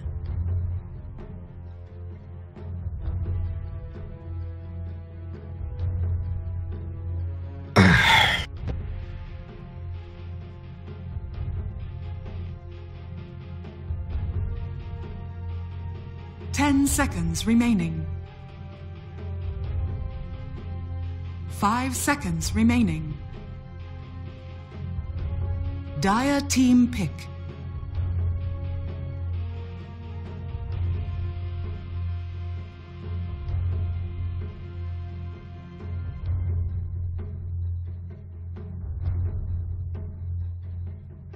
Welcome, welcome everybody. Starlight Eye League Invitational Season 5 China Qualifier. This is our second best of 3 for the day. And this is LGD Gaming versus eHome. And as we load in, we're going to see LGD at a 1-0 lead. For those of you who may have walked away after it looked like LGD were pretty far behind in that previous game. We were heading towards a 10k net worth lead for eHome.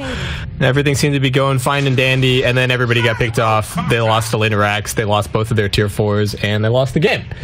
So things do happen pretty fast sometimes, and LGD gonna open this draft with a Crystal Maiden. Okay, so I mean, historically, pretty good hero to have against the Chen. I think that's most of what we're looking at here.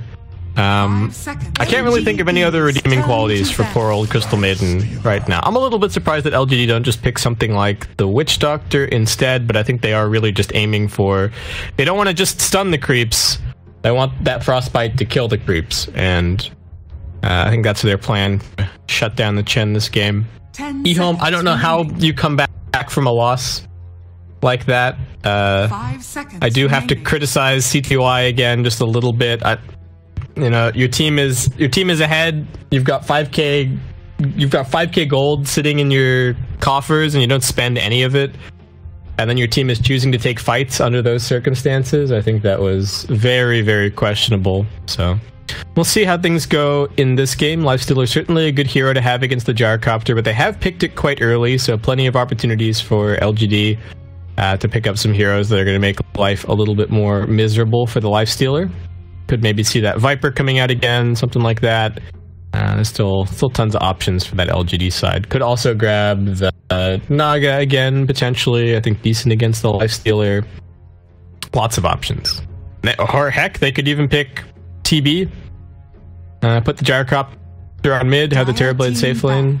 Ame had a very convincing performance last game, so No real reason why not. So for eHome, they really need to make lanes where the Chen is able to play. I think the Lifestealer is a good start. Open Wounds is at least a decent setup to find kills on the offlaner with your Chen, but they need to make sure that the other lanes can kind of do the same thing. Going to be especially important for the mid lane. So we'll see what their mid lane hero ends up being in this situation.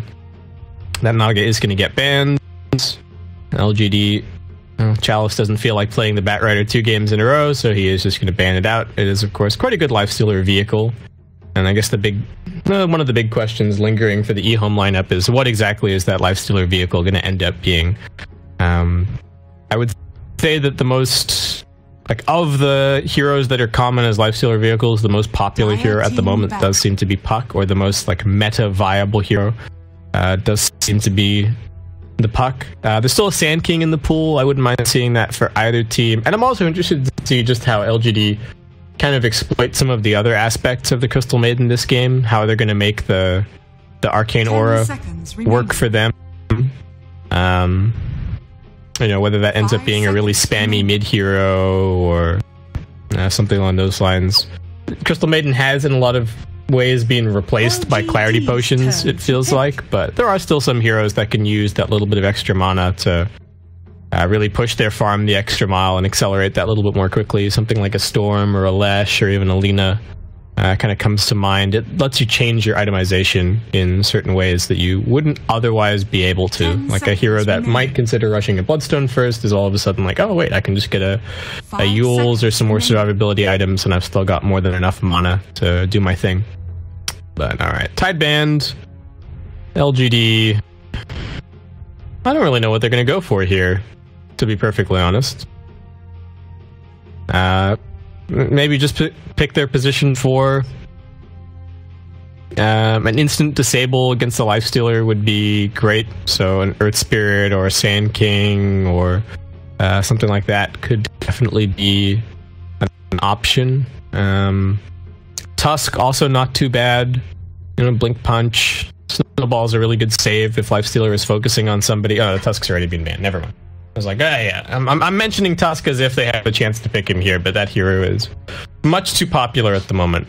So, no, Tusk is already banned. And LGD still they're dipping pretty deep into their reserve time here to make a decision. Making sure nobody's disconnected. No, alright, there's Sand King. A little bit of a deny pick. Also nice. But yeah, having that instant disable against the Lifestealer is always really, really handy. He's pretty good against Lifestealer in general. Fairly mobile.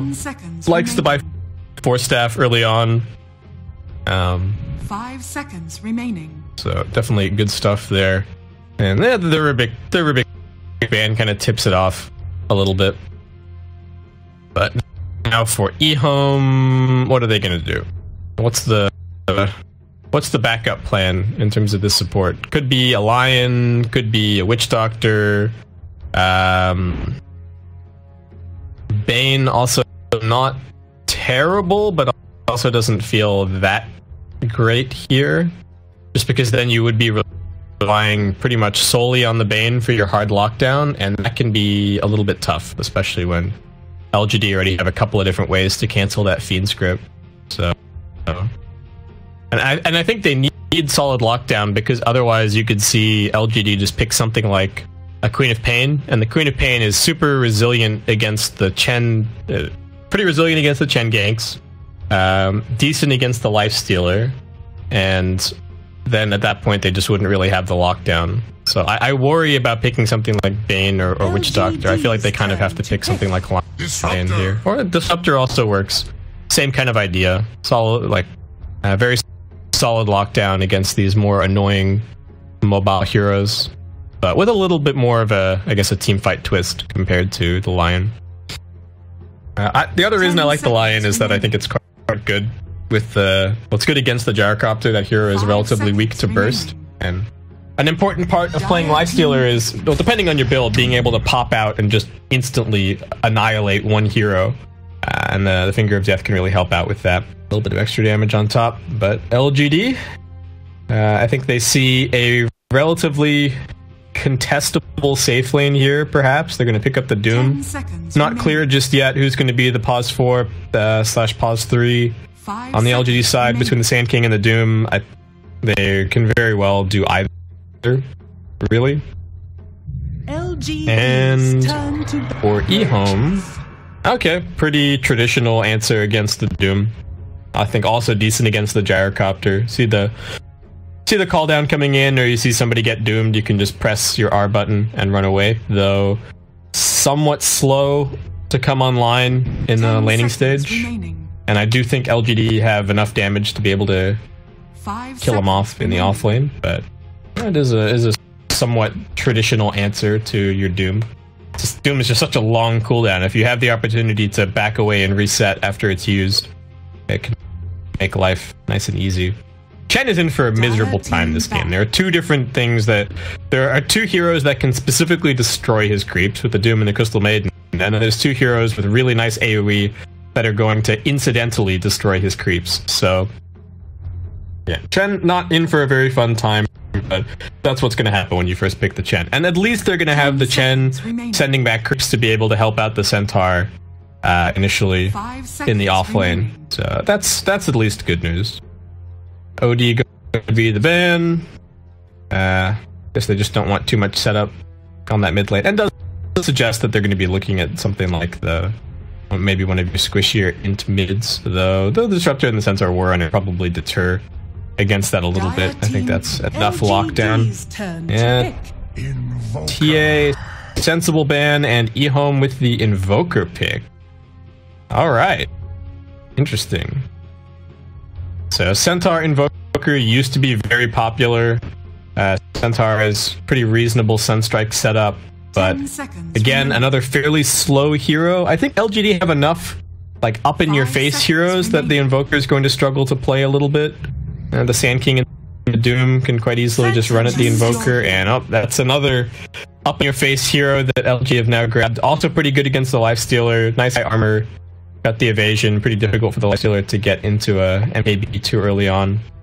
And it looks like it is going to be the Gyrocopter heading mid. I would expect probably non-stop homing missile spam, especially being fueled up a little bit more by that Arcane Aura. And I would also probably anticipate a couple of FY rotations over towards that lane. So CTY is going to have to be careful on this Invoker. And it is going to be CTY playing the Invoker. And they're going to have Ying, I think it was, playing the Lifestealer this game. But the Centaur Blink is going to be all important. I think the Chen has to just try and make sure that they get that get that Centaur a good start. Because the other thing about Centaur is you're not really like Batrider or anything, or some of these other offlaners, or Gyrocopter on Ame, and they are going to be sending a little while ago in terms of recent Dota patches, but Quas did get buffed up a little bit. Would maybe actually able to drag this creep wave into a great position. CTY not really blocking at all. I think he was hoping to jam it up underneath the tower and then have it bounce back, but maybe not blocking as hard this time around. So it'll be interesting to see how this mid matchup goes. Down bottom, they are just going to give the Sand King the 1v1 or the 2v1 against the Centaur and the Chen, which is pretty nice for the Centaur. I think he's going to get better farm against this setup than he would have against the LGD tri-lane, though. They are going to bring the Chen up to top now. Frostbite on the Lifestealer, forcing out this level 1 Rage. Definitely not a great start for him. And LGD already setting up. They got the Bassi on the Gyrocopter. Looks like they're going to be keeping this tri-lane together. And maybe already starting to go in with the harassment. 8 CS so far. Not letting CTY get really anything going.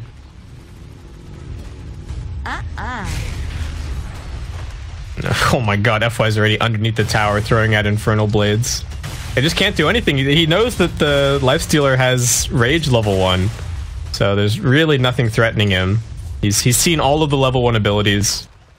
There's no catch at all. And even though the Centaur, I think, is going to do decently in this lane, it's still a melee hero versus a Sand King. So Caustic always going to be super annoying, and LGD kind of on track to win all 3 lanes right now, with very little response potential from eHome. Invoker is not going to rotate and set up kills. like I was saying, Faith Beyond needs to farm up an entire Blink Dagger before he can really do anything, and their safe lane is just getting pinned down while Chen has a very difficult game against the Doom and the Crystal Maiden. So maybe the Chen can gank mid. You look at the way that Maybe's playing, he's up underneath the tower right now, and he doesn't know where Chen necessarily is either. So he is going to have to be careful of, in this kind of situation, you know, maybe you get cold snapped under the tower, the Chen's made big sneaky wraparound, he's got a couple of nice creeps, cold snap into a Sunstrike or a Meteor could definitely find a kill, but I think this is perhaps a little bit too early here for Innocence. We'll see.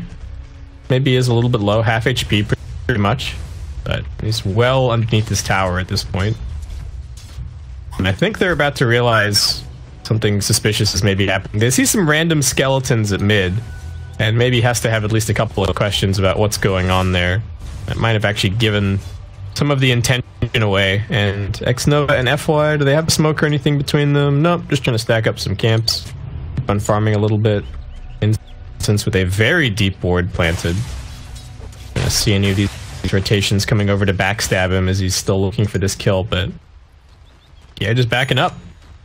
Maybe going to try and block the wave to keep it close on his side. And now feels just confident enough to retreat, well, to head down into the river. They're going on the Lifestealer up top. He's copping some Rocket Barrage damage. He's already used the Rage. He's actually in big trouble. Lifestealer dropping low. Can he juke his way out of this? Nope, just turns around, and that will be your first blood draw by FY. They go for the kill at mid. PA does end up tanking the Sunstrike. Not enough misses, however, and Xnova not very effective on the turnaround there with the Crystal Maiden TP, so nicely done by eHome. I think if PA had salved all the way back up to full, probably would have been fine, but I mean, all down bottom, Sand actually getting driven away from this lane. Faith Beyond forces him all the way out and now gets a very nice opportunity to start grabbing some farm. I don't know if he just brought more regen to the lane than the Sand King or what the situation was. Ooh, Innocence was hoping to spot Chalice down here as he made his way back, but he's just, I think he just passed by in the fog, so I couldn't get him. FY and Xnova chilling around mid, but I believe they have been scouted out by this dire obs, so should be not too much trouble here. FY has actually made the loop all the way around. T2I in trouble on the other side. They've also got the jump in from Maybe. Xnova going to try and close the gap for the Frostbite. Can he get it? The kinetic field not coming up. Xnova sanking the tower, and the Chen also looking for the wraparound. Xnova the first to fall. FY and Maybe still quite tanky, but they've got all of these shard golems. Maybe still tanking it up though. Turns back around. They will get the kill on HYM, but it looks like CTY should be able to claim this Phantom Assassin kill.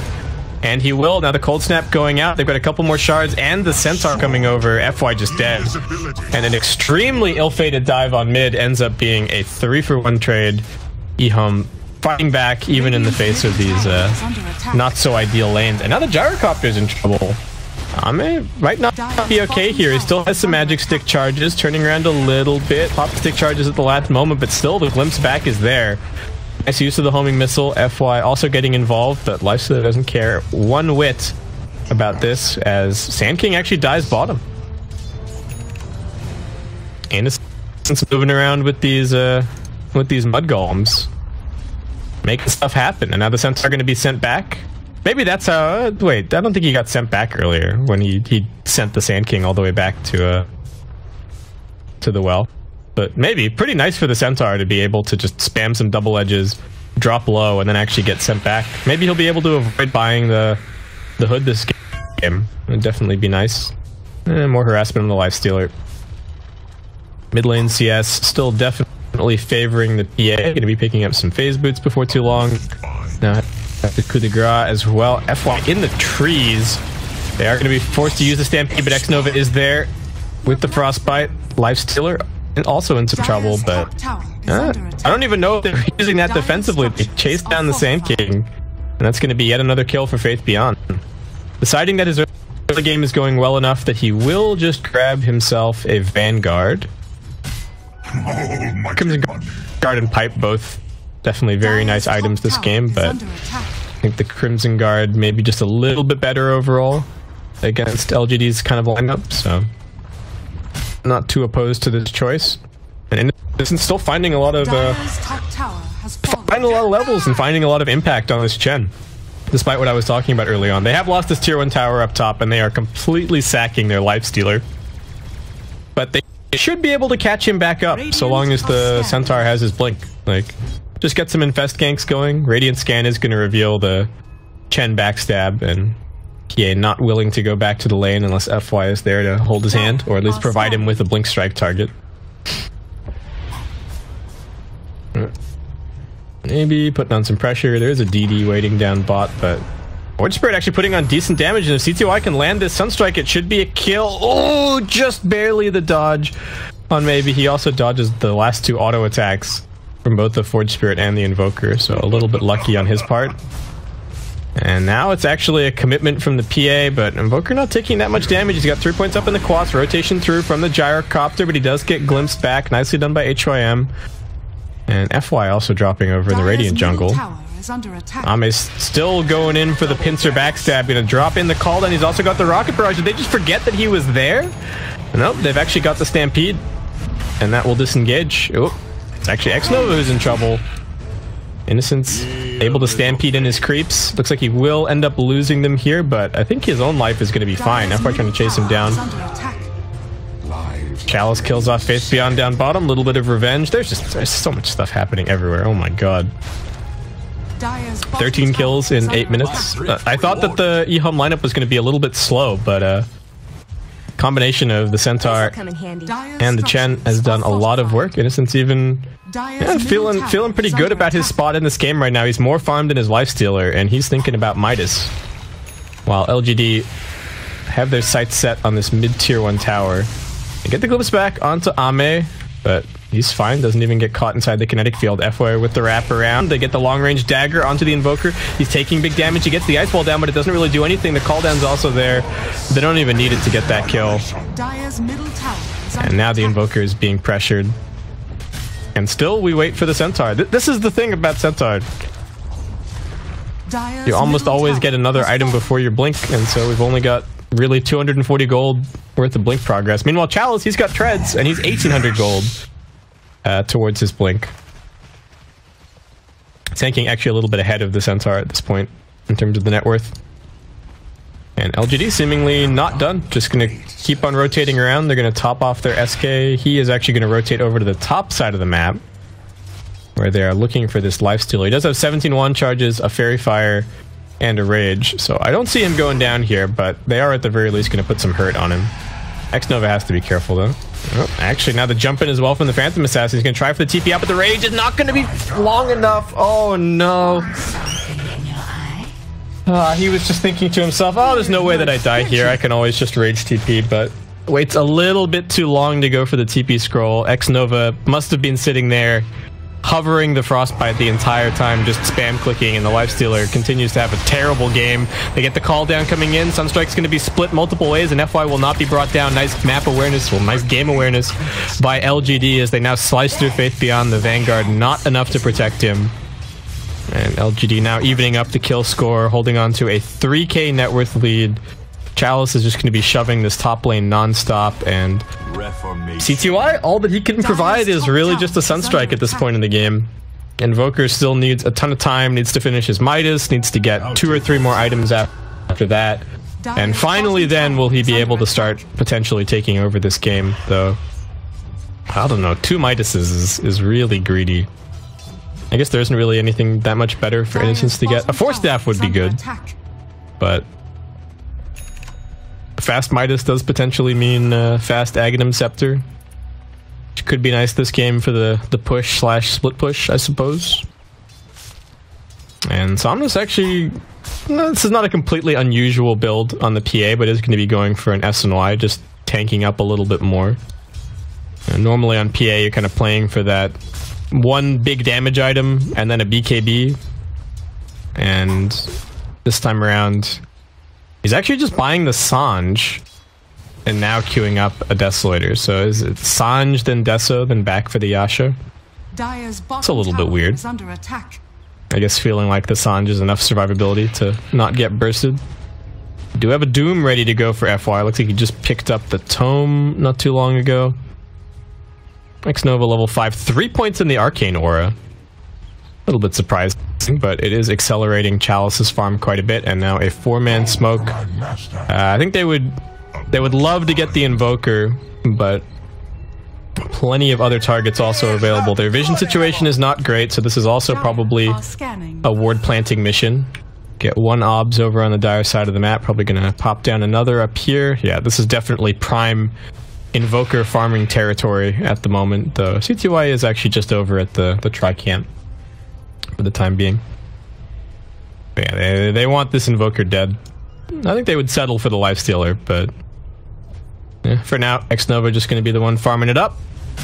Faith Beyond threatening this bottom tower somewhat, but only 1 point in the return so far, so nothing too crazy. 1400 gold. The instant that he gets that blink, it's going to be very important pickup. Chalice also opting for a Vanguard this game.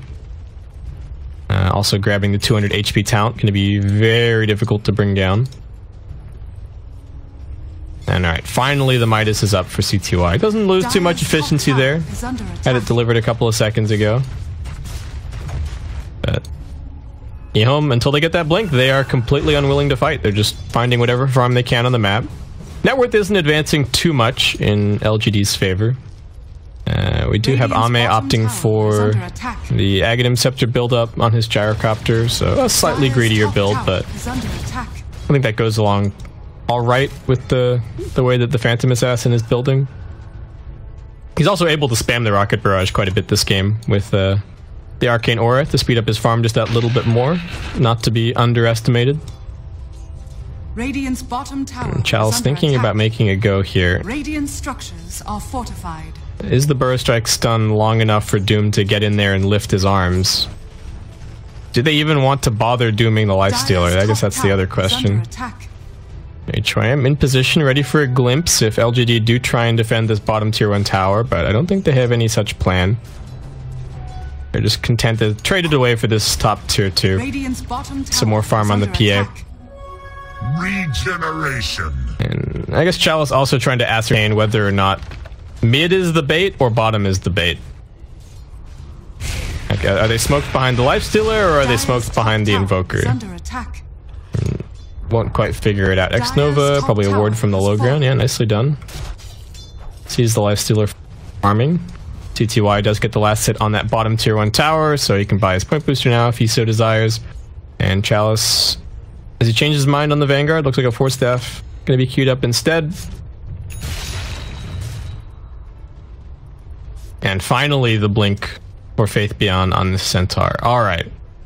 This is where things start to get a lot better for eHome. They can find Sunstrike pickoffs. They can do some Infest ganks. They have more setup for the Disruptor combo. Their lineup really comes online in a big way at this point, and they are going to go for an immediate smoke. They do have a Dire Observer ward just over here. They've seen some of the LGD heroes moving around in the neighborhood, and they're potentially about to see the Crystal Maiden poke her head out of the trees down at bottom. So they know, at the very least, LGD aren't all together. But LGD still seemingly very content to take over this Dire jungle and keep on farming up there. 600 gold to go for the Desolator. That, along with the level 15 talent, going to be a pretty big power spike for maybe, and they'll probably be looking to exploit that as much as they can. Haven't really used the Sand King Blink Dagger very much just yet, and Doom has just been sitting here for FY for like the last 4 minutes, but they're being somewhat cautious. We do have an Armlet now up on the Lifestealer, and eHome now finally coming over into the LGD vision, but they get the immediate Sunstrike onto FY. He's going to be brought down. Also some trouble for Chalice as he gets glimpsed back into the very angry eHome side. Do they even have any detection here? Looks like they don't yet. He's able to Burrow Strike his way down onto the low ground. The Thunderstrike still canceling his Blink Dagger, and Faith Beyond finds the follow-up Hoof Stomp. Looks like they should be able to get this kill. A couple more auto attacks will do it. And that is a mega kill streak for Innocence. LGD, I guess maybe not realizing that the Centaur had his blink up just yet. They have great vision all around here, but that smoke from bottom finds eHome 2 nice picks, and LGD still just kind of farming. Some pings on the Roshan. Sunstrike going to be helping that one out a little bit. I think eHome should be able to contest this. They're going to smoke up. Centaur's coming over. They don't have the Disruptor Static Storm for 40 seconds. They do have the Desolator now up on the PA. This is dropping pretty quickly. They need to get over here now. Faith Beyond jumps in. He gets the stomp over onto A little bit too late. That quite low. Running to the front line. The people with the epicenter back on. A little bit too tanky. He will be brought down by the lifesteal. End up losing 3. Was successful. Did not end up but thinking tracks of a close the off. But I just one last double edge. Also now forced to compete. I don't even think he was forced to, but it felt like he had to. And Dire's middle tower is under attack. oh, very nice off LGG, no, that is sort of a huge part of the team part. Just still intact. Have his S5 relatively soon. Plunge, he's definitely helping him in that situation. He stopped on level and survived on like 150. That's a nice sunfire. Wait, to get for that his life. He killed out to get the first Chalice and he pulled out the gun to the fourth. And he's just going crazy. All the other stuff.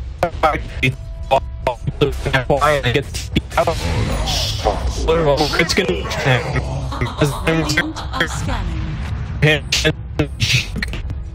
does not have EP. Actually, that's a kill. Brought down. Innocence still in the trees. One more burst strike's gonna do it, but killing spree for CTY. Does have some BOTs. 2k gold towards his Aghanim Scepter, so at least getting up there a little bit on the net worth. But so they also killed Gyro down here. Yeah, so FY and Ame both going down over on the bottom side. Doom's gonna be back up in seconds time. FY is doing a little tomato dance. But the PA is already getting very big, very scary. Satanic actually going to be the next item selection for maybe. Kind of shy away from like a BKB, say. Or I think even a Badger, I would like a little bit.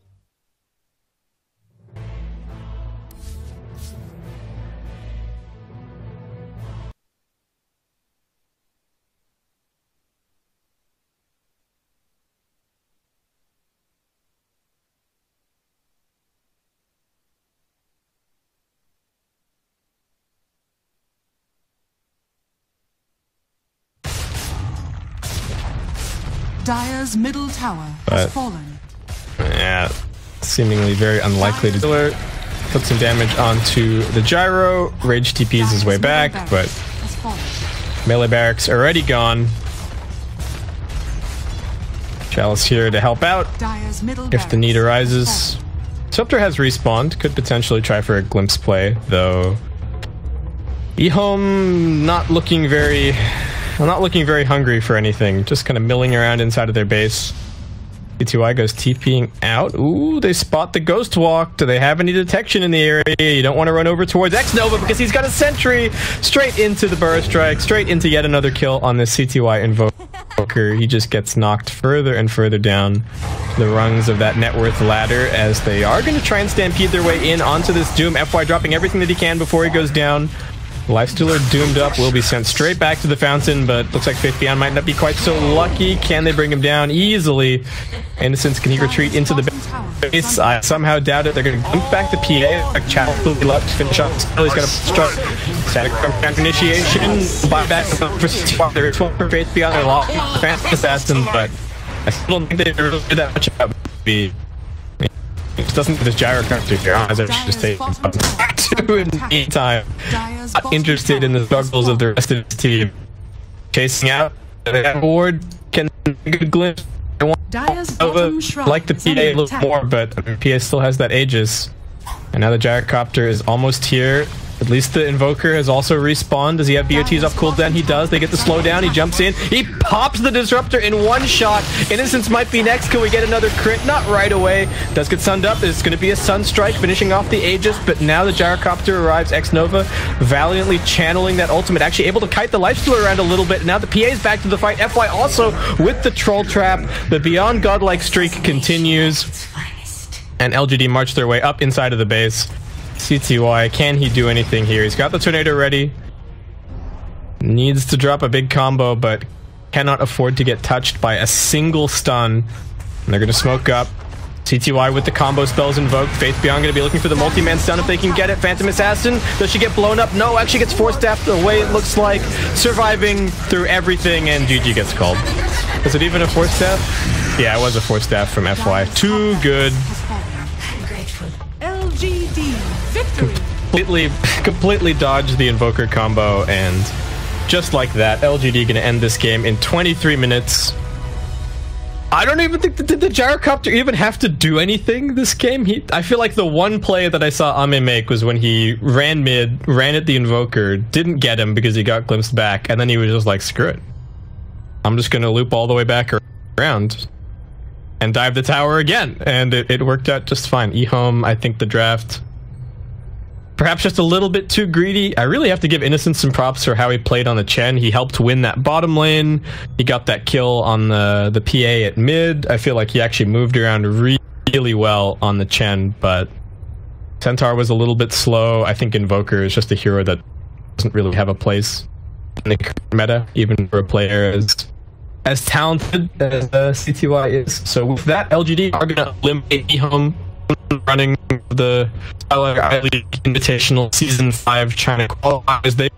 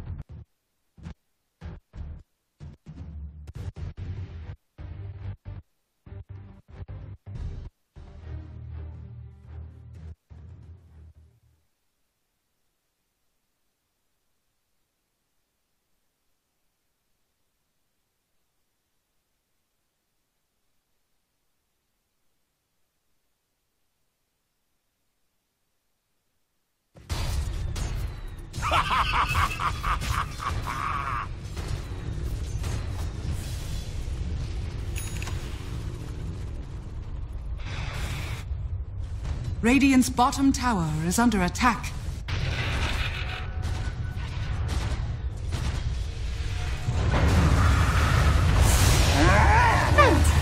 Radiant's bottom tower is under attack.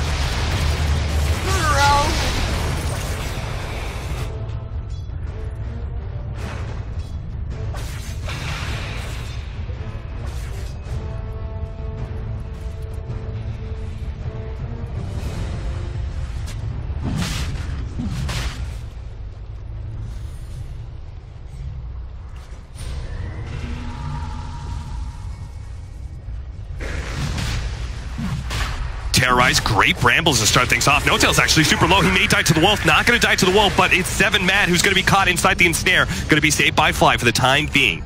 They got to disengage off of this. This is no Roshan attempt, that's for sure. Coil goes down. Kaka going to be caught inside that one. Doesn't want to break the coil. Is going to take the orb damage, but S4 can't make the commitment. Has to bounce away from the shrine. So they're all going to be pretty low here on the side of OG. They're going to shrine up, though.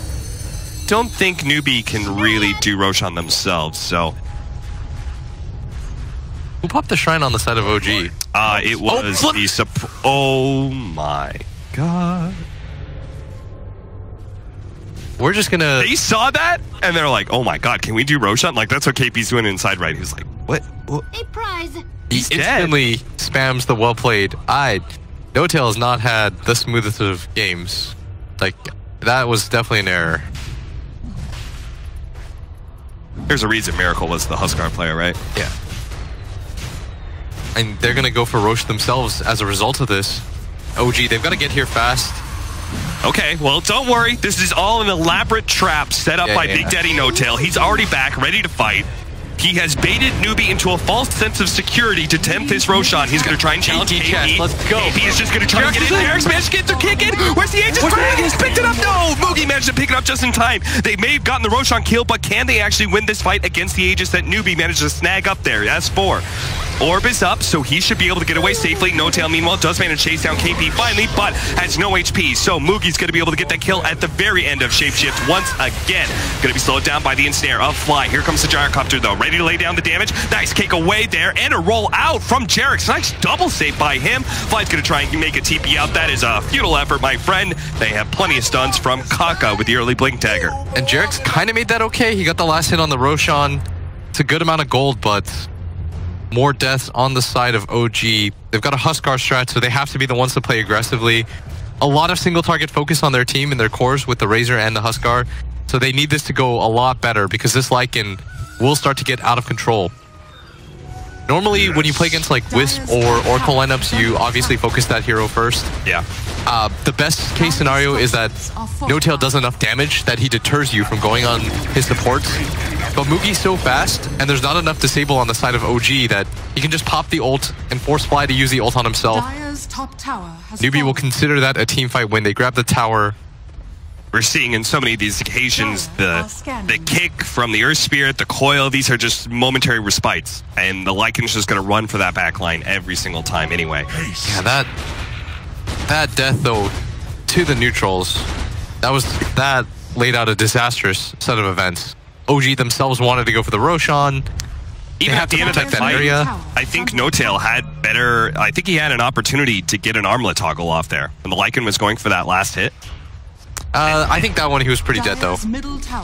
You sure? Because Shapeshift ran out, too. He got one hit in the shape. Whoa, what is this? A kill on S4 Puck? No, Kaka. He doesn't have the damage by himself. Well, he's just trying to distract. Trying to buy time right now. S4 does have a TP, but he doesn't have a blink, and look at what Kaka's doing. He's just chasing him around, trying to buy time. He's going to fake the TP. He's actually going to complete it. But they've already lost the tier 3, and the melee Rax is about to fall as well. Matt is looking to be able to steal some of their damage. Can't really do it. SCC drops the call down.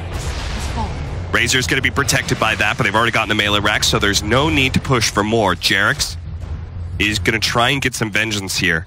Yeah, S4 needed to be there for that. He's going to be the hero that clears out these waves for them. But he didn't have the blink quite yet. And with the Aegis available on the side of Newbie, it seemed like they were reluctant to defend that at all. OG just look like a mess right now. 18 minutes into this game with the Huskar lineup, 6k down against Newbie. Yeah, and KP starting to get tankier. To go for the Hurricane Pike. That's going to be his counter to the Huskar. They almost have the completed Necronomicon 3 for a Lycan as well. That's a big power spike for him. And look at the net worths right now. Kaka is 3rd in the game. Oh, he just got passed up by SCCC. He is so farmed as this Earthshaker. He has more than almost every other try and farm some creeps, though. He's going to be caught in the process. Blown up by S4 and crew. That is a big pickup. And they grab the tier 2 tower at bottom. That is not support Earthshaker net worth that you just grabbed out of that. Especially with the kill streak that he had at the same time. Yeah, that was a very, very decent kill for them. Jerax is looking for it. I mean, he's constantly been on the hunt this game, trying to salvage this sort of start. 0-1 and 7. Only has 1 death in a game like this. Actually, both supports on the side of OG haven't really died. The majority of these are going to come from their cores. So, OG, they may be down right now, but they need to continue to try and be aggressive. What do you think the step is for them? Are they waiting for any items, or just an opportunity thing? They're probably waiting for the Aegis to fade, but look at what Newbie's doing right now.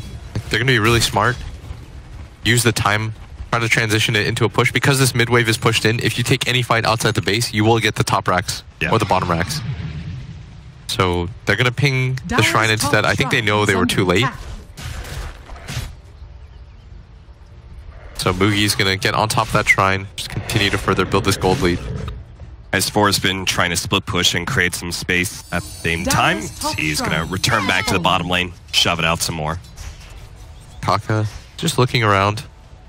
Already has a Shadow Blade complete. What have we here? Not a normal support Earthshaker at all. Where's my pension? Silence. Aegis going to be expiring soon. Newbie, I've actually already lost it. They still going to go for the high ground push though. OG. We're kind of thinking about going into that Radiant jungle area, but they need to actually head back to the base and defend against this. This time around, they will have the S4 puck to be able to throw out the orb and Mad to lay out plasma field. So it won't be so easy to just throw a bunch of neutrals and creeps at the tier 3. Yeah, last time they just walked up. Hotel, gonna get bonked on the head. The Brambles is there too. Here comes the stun. Hotel's gonna take a lot of damage here. KP actually lost vision there for a period of time. Radiant's bottom tower is under Trying to force out Fly's ulti. That is a decent push coming into the bottom wave. They've actually got to stop that. So Kaka's going to be the one to run back. And he's invised up, seeing if anybody was silly enough to stick behind. They did manage to grab the mid-range racks, though, the creeps. Oh, really? Yeah, not noticed that. That unsuccessful of a push attempt. Just a little bit more gold.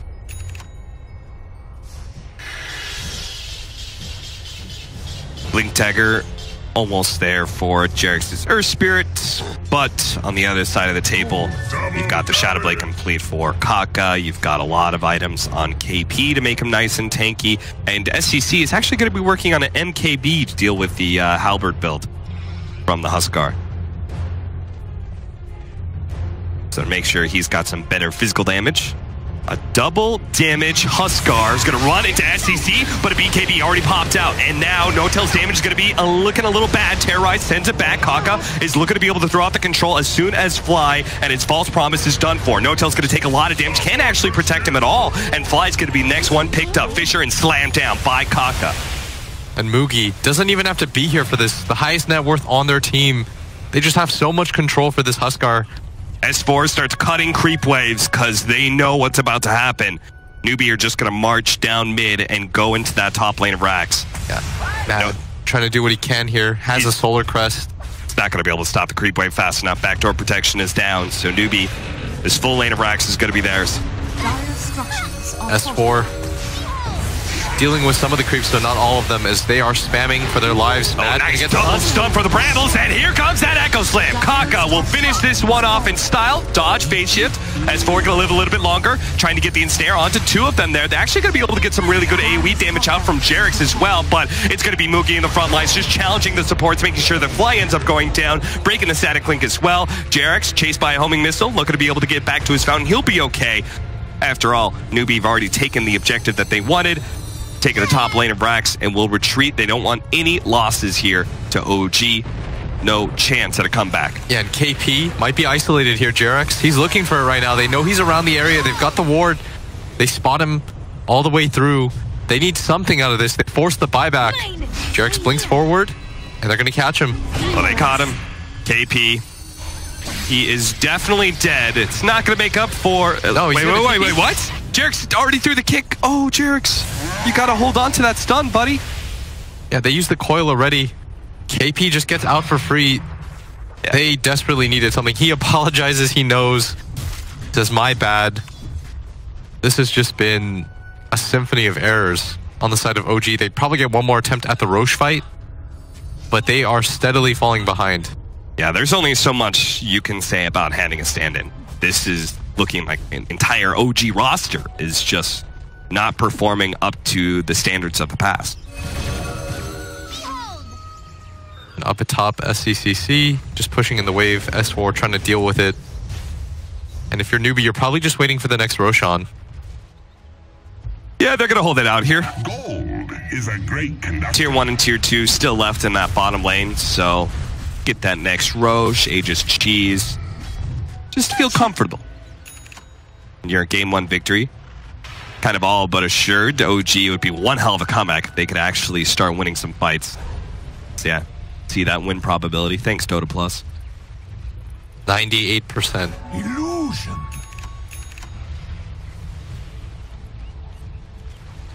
That graph, everything just ticking upwards. Newbie just occasionally going into Roche Pit, trying to see when it is going to be up. And we know that it's going to be up in 35 seconds. What is it about teams? It feels like everyone's trying to play so fast that they get these rosters. I'm thinking like the Shadow Shaman core. You know, this one is another example. We saw a Draw Ranger strat, I think, at PGL, where everything has to go right in the laning phase and you snowball from there. It feels like we're back to teams trying out those kind of like crazy push lineups that just cannot fail in the laning phase. I mean, this one's a little bit more specific because you have a Huskar. Like, these kinds of heroes put you not necessarily on like the biggest of timers, but if you're playing this like ultra late game with this much single target, like, do you really want to play against Newbie's lineup? Yeah, probably not. And there are these heroes now in Dota that just do so well in the laning phase, like Razors and Chantresses. Do you think part of it is the talents that these heroes like Huskar scale a bit better into the late game than they used to if you're successful early? Yeah, I mean, they're trying to make the lane. They were trying so hard to make the laning phase work, and normally when you have a Razor, you get to be really flexible about that. Yeah. But I think Newbie just had really good heroes to deal with that, and the top lane went way too well for them.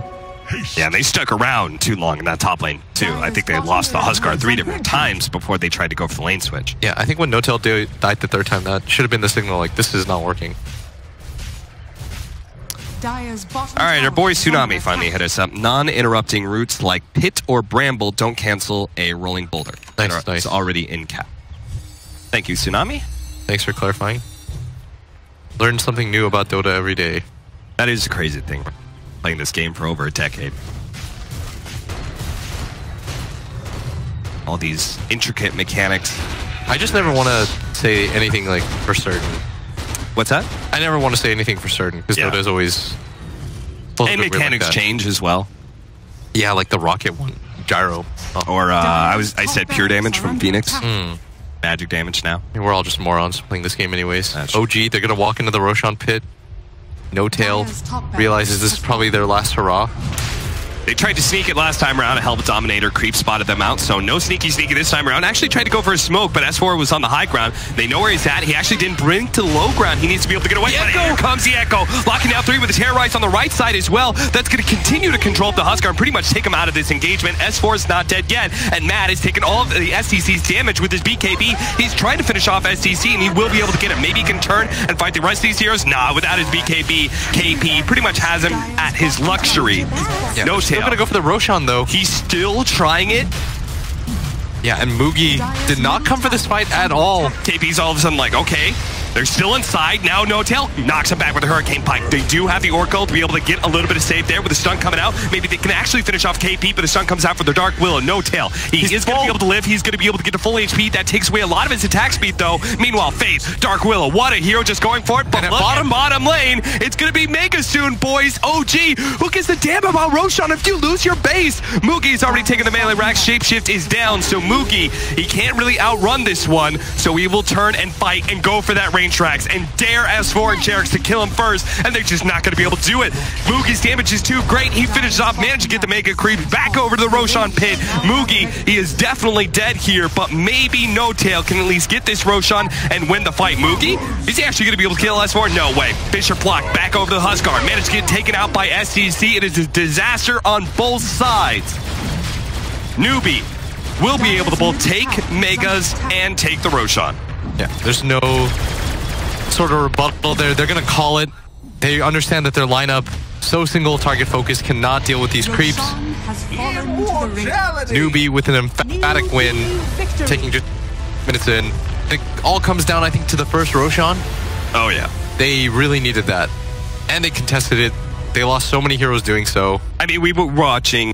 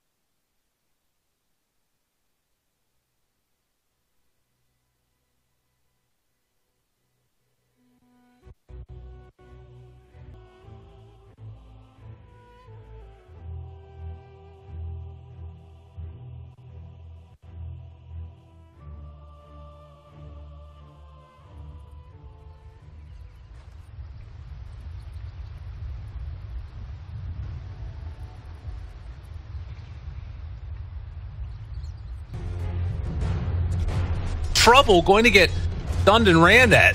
Still does have a little bit of a way to walk away from him, but he doesn't have a TP, he doesn't have any regen, he doesn't have anywhere left to go. There's a dead little double kill for...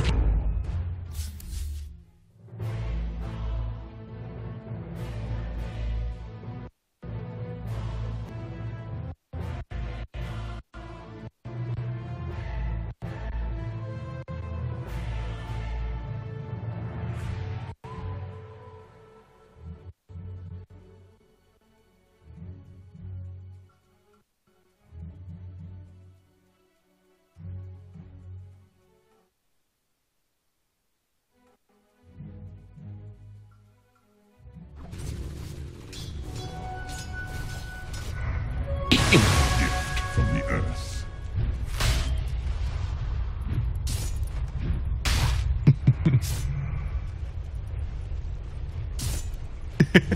Yeah, who knows? Anything can happen. Lil is going to rotate mid now, and they have a Nightmare onto the Earthshaker. So Fervian will fall here. But it does look like it's still, you know, I guess that's a strong combo. Oh. Wait for it. Wait for it. Trying to hide, not going to happen. Mega kill streak for the Witch Doctor. He is... Oh, Orbit's just going to TP out, and they aren't going to be able to find that. He needs to be careful, too. These trees, they hurt. He doesn't have any points up in Blur.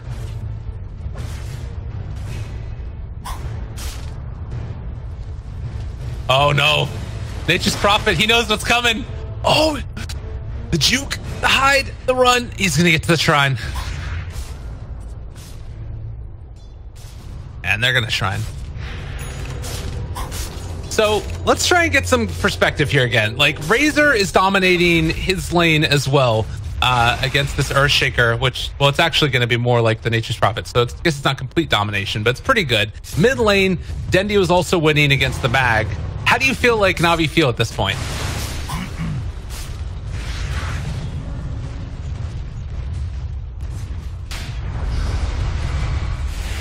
Dire's middle tower is under attack.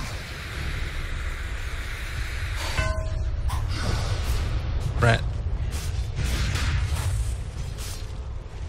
Curses! Where's my pension to endless sleep depart? That's a nice little chunk of gold there. A lot of it going to LeBron, but still, it's a fairly substantial swing this early on. Like they're going to shrine again, give General a little bit more help, and this sort of roaming support combo of haphazardness is kind of working. As Orbit crystallized, maybe going to find that? No, he can't get in the range, and he actually is going to take some more damage. Fervian comes in, almost able to kill him off, but the Fissure is going to put the kibosh on that.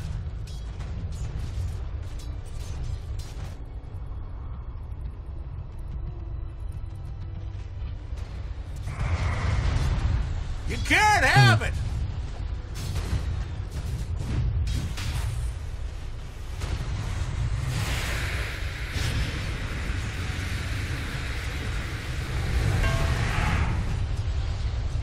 Missile ends up interrupting General Stomp, so they won't get that. And level 6s are online for Tidehunter. Looks like the Mag just opting to get more into the lane dominance instead as General. We've seen this story before.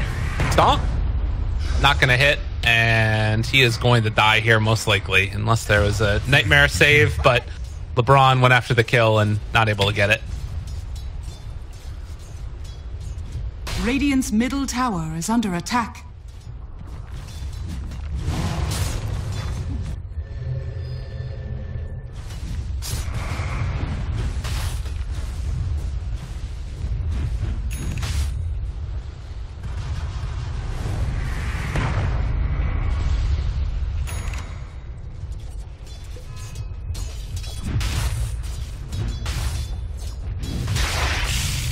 Yeah.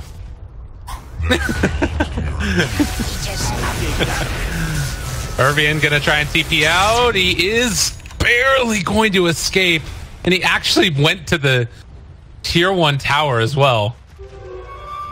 My goodness.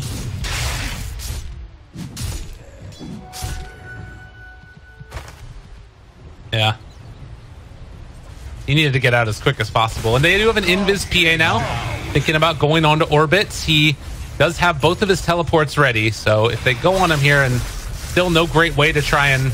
Yeah, they're just going to run away again. Like, they don't have any way to break the blinks. And now top lane Dendi turns it back around with the Ravage, wants to take him down. The Maledict, though, it's still on him, and he's going to die. Artez does get nightmared, but he got the salve off first, ends up being broken. PA shows up, Lil wanted to take him down. He doesn't almost get taken down himself, but LeBron gets the kill, and now Witch Doctor moving back in. Orbit's a CP'd in, and now Lil also in trouble. A triple kill again. This Witch Doctor, my God. Is under attack. Radiant's top tower is under attack.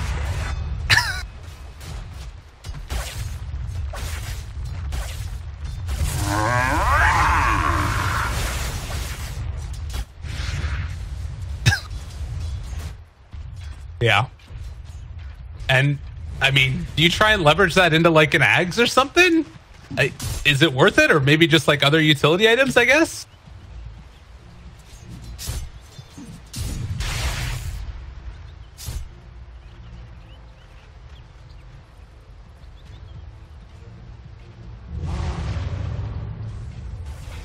Radiant's top tower is under attack.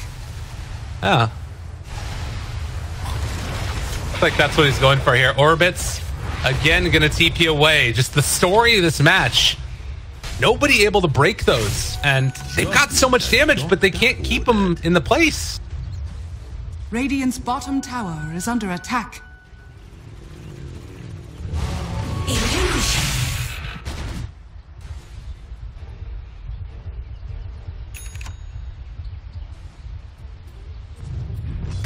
I mean, Dendi Tidehunter, when was the last time that we saw that? The other one we haven't talked about. Yeah.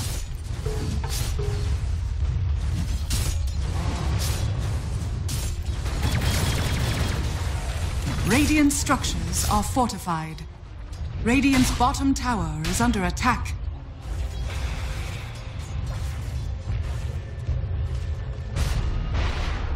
Yeah. They do find PSM. There's a big kill if they can get it, and they will. Crystallize the one that takes that kill streak, and Cask still bouncing. They need to be a little bit careful. My God, that damage! They end up blowing up the PA, and now Crystallize. The Maledict is not going to tick him down, but looks like LeBron fully surrounded by trees and going to fall. They have another fissure available for them and able to just barely clip on the edge of it, and no follow-up.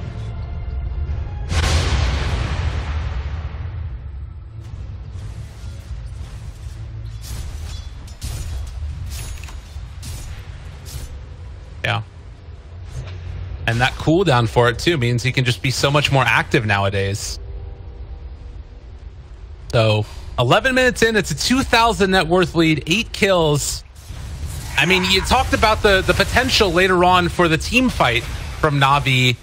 Does it get to a point where they're like not able to because of the deficit that they've been built up, or are they always going to be able to team fight?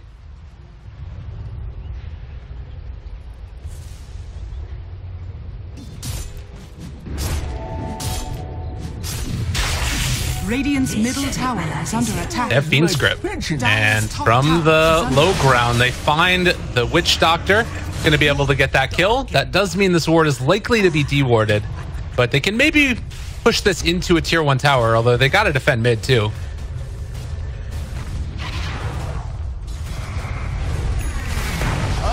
Dire's top tower is under attack. They get the deny. Now chasing for orbits. They are saving the Nightmare and trying to TP away. Doesn't happen. Radiant's bottom tower is under attack. Radiant structures are fortified. So after... Yeah.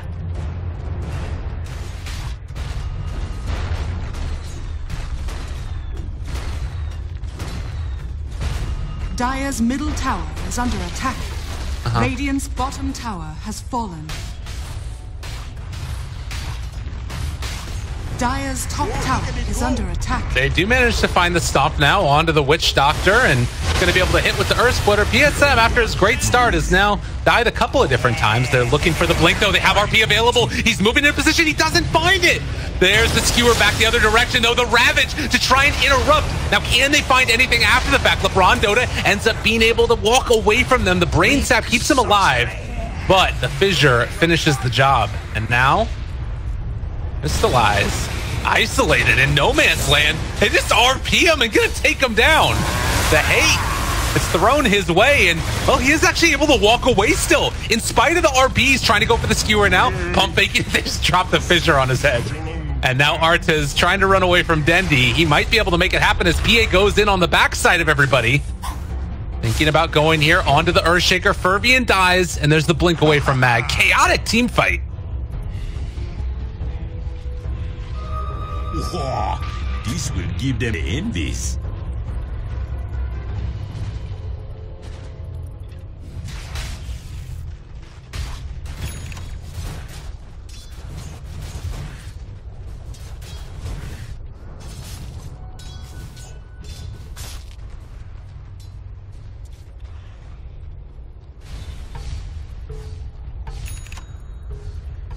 The wages of fear.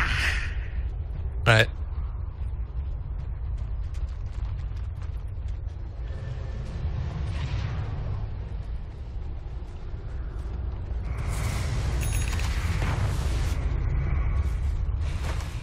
Building towards the Battle Fury, I think I saw on him next.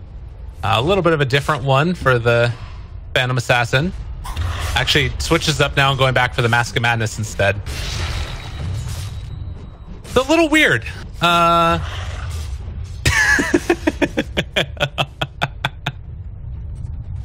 He's gonna run into PSM here and should just be able to blow him up. They don't manage to hit with the Maledict, and General ends up being the one taking that kill.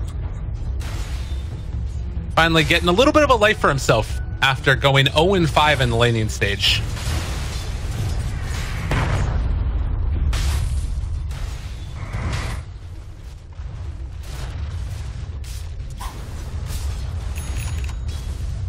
Yeah, that's true. Yeah, that's the way to do it. Dire's middle Well, tower maybe it's is not, under but it's the way he's doing it. Fervian? Oh, he wants this. Oh, it's an echo. He wants to just walk in and echo the PA. He pops the enchant totem. He's thinking about it. Goes the second round now. As soon as this PA moves forward a little bit further, Echo Slam comes out. Fissure to follow. The second enchant totem and dead. Dire are scanning.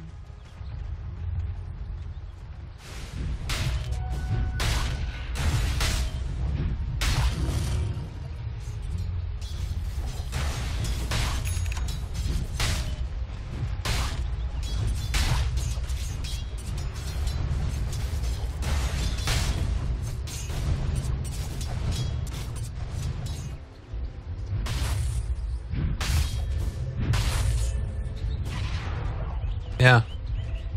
Right. Double death. Dire's middle tower is under attack. Well, they know that they don't have an Echo Slam, but PSM is in the area waiting to turn this back around. Casca's going to go out. The Earth Splitter is going to be able to find that kill, but now bouncing back and forth. They're starting to bring them down. Orbit shows up as well. They're trying to turn now, but Lil isolated, caught in the trees, nowhere left to go, trying to run away, but dead again.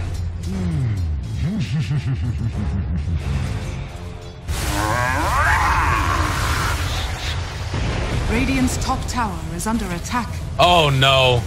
And he's just gonna TP out. He didn't have any detection. Yules, but no dust for the Shadow Blade.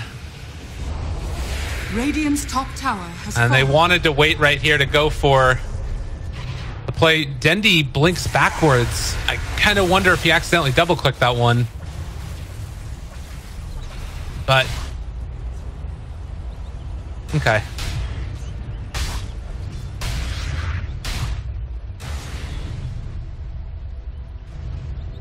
Dendi's going Ags.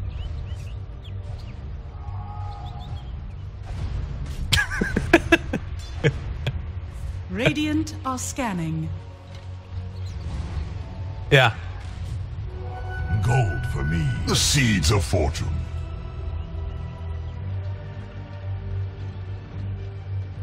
one thing that sort of sticks out to me is you're talking about, like, if they wanted to do mag PA, wouldn't they have taken the mag first? And like, based upon the way the draft unfolded and then, like, swapping roles and stuff, it really does feel like they had that idea of mag PA, and then the deny pick might have just screwed them over.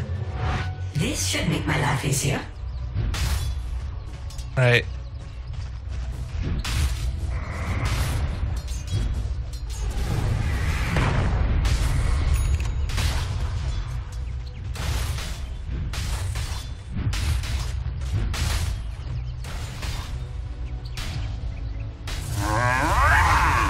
Radiant's courier has been killed. Yeah.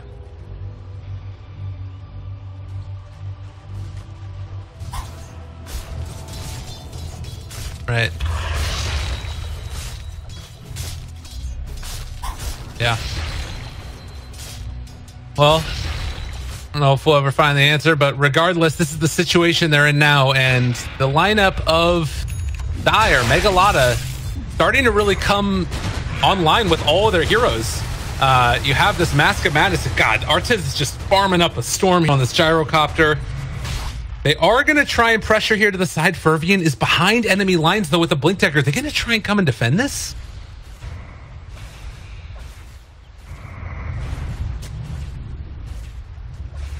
Dire's bottom tower is under attack. Braun is back there. They're moving in. Nature's Prophet ready to go. He doesn't have ultimate. Dire's bottom tower, but with the slow siege that's coming in, and Fervian may be ready to walk in behind them. They're all grouped together. It might be a little bit too far away at this point, though. There's going to be the missile going out, the first round of it at least. Nightmare to make sure it doesn't do the damage. Stomp forces it back again. Dire's bottom tower is under attack. And ping's coming out. Now, are they going to come and defend this? It looks like they want to. Jump forward. Dendi daring them to come and defend. Fervian is going to walk in from the backside as well. He's behind them. The Nature's Prophet is there as well. The call down comes right at the start, now forcing everybody back. They're going to group together into a little bit of an isolation play here. Crystallize in general together. They spot out, though, I think, the Fervian Earthshaker, and that might have been too much. Yeah, they realize he's in here, and now Fervian's in trouble. So it does not end up working out, and in fact, it looks like they're going to be able to get a kill in turn. So a great series of events for Na'Vi.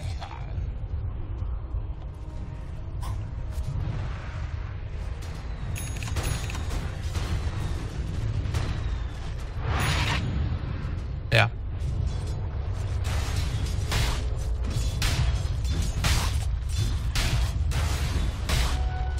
Gold for my forge.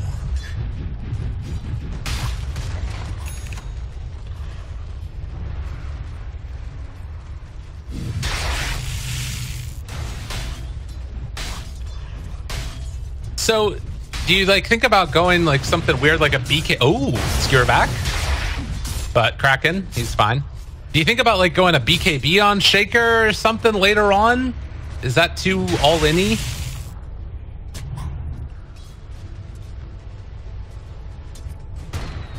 Oh, okay.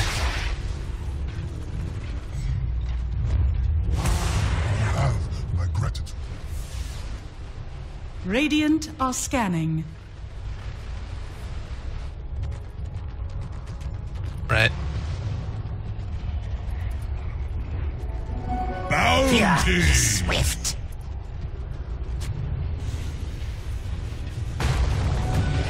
Well, LeBron's going to be skewered back into the team, and he ends up going down.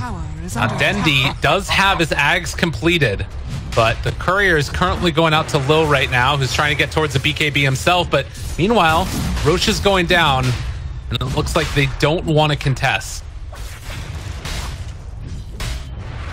Yeah. Okay.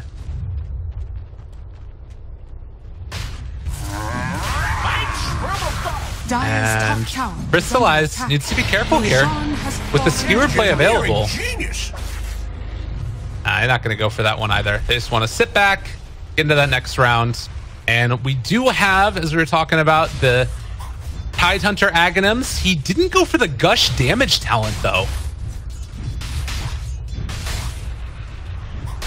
Yes. Yeah.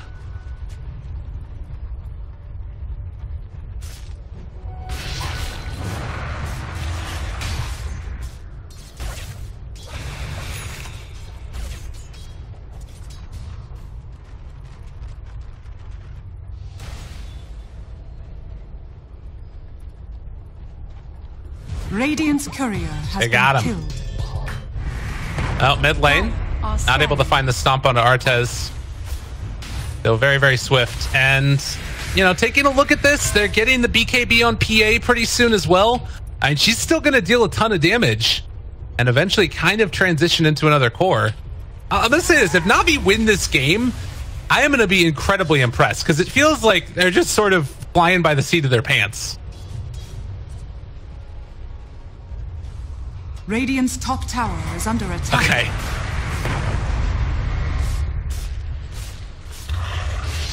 Okay. Dire's middle tower is under attack. A bounty which my matriarch will prize. Yeah. This should make my life easier. Where's my pension?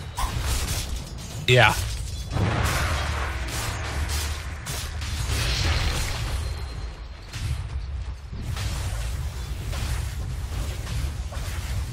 Yeah. Because they know how to punish so much more effectively. And haven't really seen that case. I mean, getting the Aegis is the first great step to that. And now they're going to try and go for a smoke play with that Aegis. But they don't have the Earthshaker in the smoke with them. So coming up a second longer. Let's see if this ends up working out. Who did they run into? They go up onto the high ground, pull in the Razor, and he is going to die. A lot used for that kill.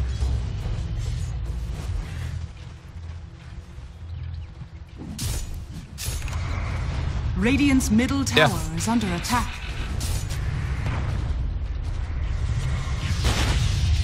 Atos goes out onto Gyro. General, though, doesn't have his full assortment, so he just looks at it, and now the Tidehunter Aghanim's. It's happening. Radiant's middle tower is under attack. Radiant structures are fortified. I mean, they push pretty quickly. Scary part is that Dendi does kind of run out of mana with this build.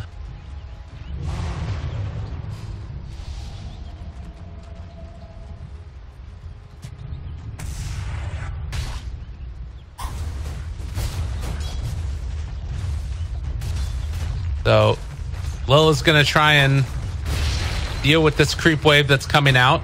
In the mid lane, they're kind of set up here onto LeBron and Dendi, who are left alone away from the rest of their team. They do get the Nightmare off there, but Dendi starting to take a lot of damage. Kraken Shell, some of it off, trying to run away. The secondary Kraken Shell comes out as well, trying to get out, but it's not happening. And Artis, in the meantime, they just turn it around and Echo Slam and take down the Razor. Eggalata doing it again. And are you really going to stop this push with the PA and an ET? Radiant's middle tower is under attack.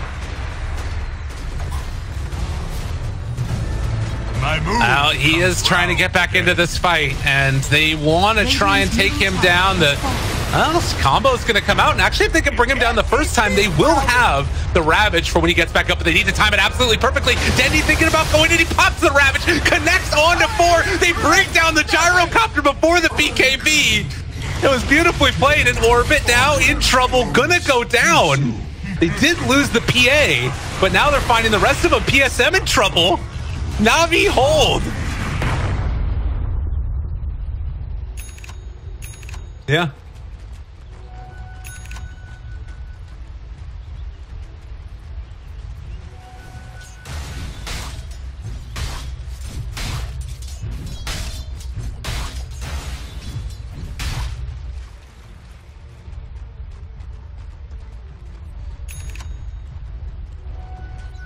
Yeah. Well, and it's still quite a substantial lead, but to me, that felt like probably one of the hardest holds that Na'Vi's going to have to make in this game, at least. Like, it doesn't get a whole lot more difficult than like the Aegis push with the BKB done for Gyrocopter. I don't know, maybe I'm wrong there.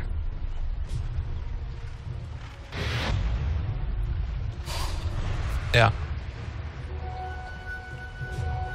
Gold is a great conductor.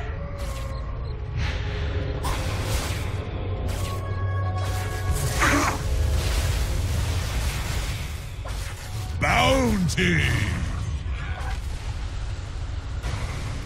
Yeah. And showing just how hard it is to push against this Elder Titan, I mean, he's the one that sets it up. And again, it's like, I think there's a lot of ways that that type of thing doesn't happen. As Lil is going to be brought down again. Like if Gyro doesn't just like die to the ET, and then like as he comes back up, they get a 3-person stomp. A lot of questionable things. Radiant's top shrine has fallen. Yeah. Yeah. Radiant's middle barracks are under attack. They're going to try again, and Gyro's still hanging on to that BKB.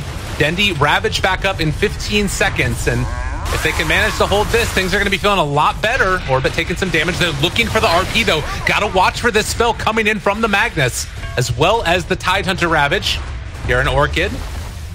And with the melee barracks down, it's like they're going to be willing to back out. No, they get the grip to sleep. LeBron made the play, but it's not on the rest of them. Dendi looking for the initiation. The Ravage, it doesn't hit onto nearly enough people. And the BKB was there as well. Great Fisher, but they end up breaking the RP as well.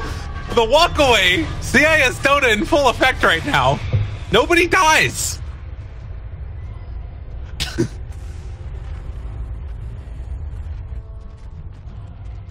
Radiant's bottom shrine is under attack. Ugh.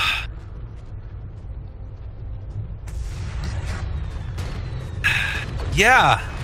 Radiant's bottom shrine has fallen. Yes.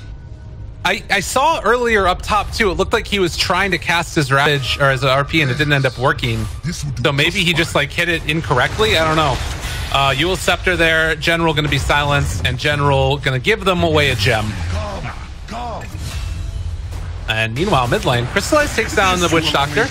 So gem on to Megalada now, and Na'Vi trying to find some semblance of order in this game for themselves. That was good of you. Gold for me.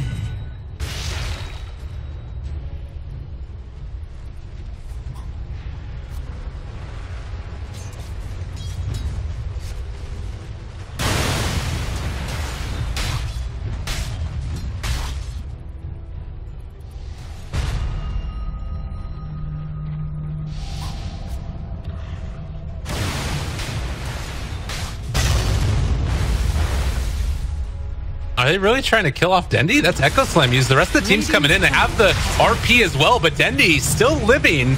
They are finally going to be able to find that kill, but now they've used all of their abilities on him.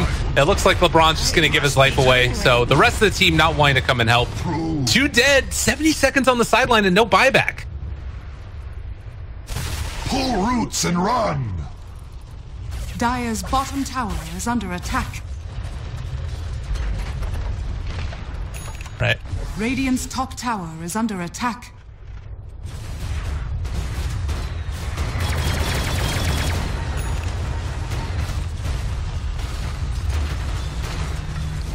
Yeah. That's the big question mark. And again, the stomps from ET, you got to respect that. They know there's no buyback on the Tidehunter this time, but nonetheless, Lil taking advantage of this little bit of time as he's going to try and build towards his next item. BKB completed, but Gyrocopter has a butterfly and also a DD.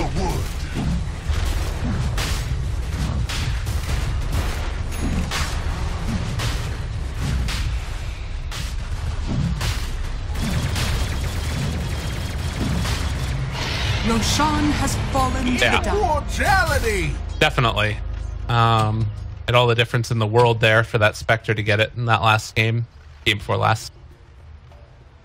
And seeing that there is the butterfly, like the change up is going to be for Razor to go for the MKB. Kie also has it queued up, but they're a ways away from it. Some time on these cores because, God, Megalada is 17,000 net worth ahead.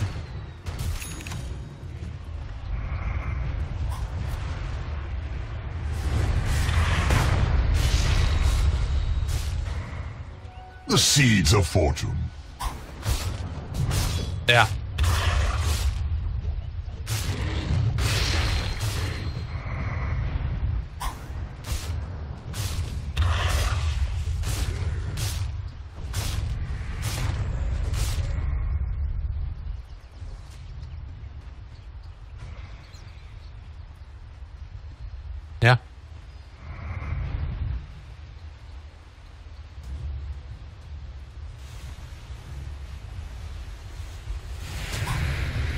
they're going to try and use this to break their high ground, maybe. As they're in the area. Dendi not there. He's TPing back right now. They're all together. Getting vision. They're going to look for that RP here. He's invis off to the south side. They aren't quite within range of him, and it looks like they're not going to go for it now. Still, though, spotting it all out.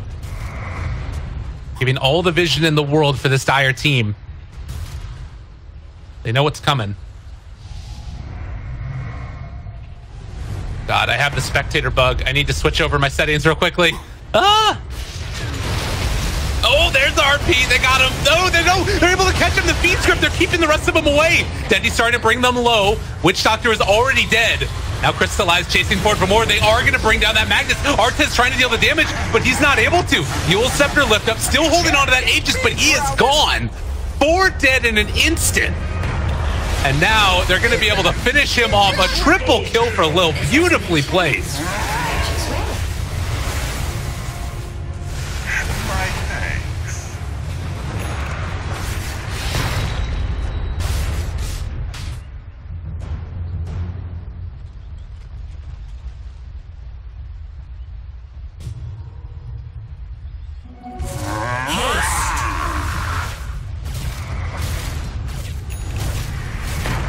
And this is starting to feel like game number 1, where you build this giant lead off of a disastrous laning stage, and then suddenly things start to pull back into your favor again. Dire's middle tower is under attack. Lil?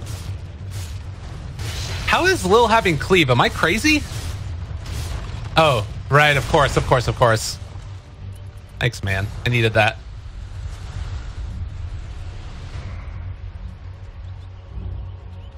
Yeah. Dire's middle tower is under attack.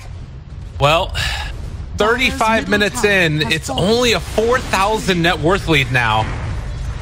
And back to about even in terms of experience. Dire's top tower. You talked about the strength of their team fight lineup, and Mega Lotta needing to close this out. Where do they go from here? Nightmare.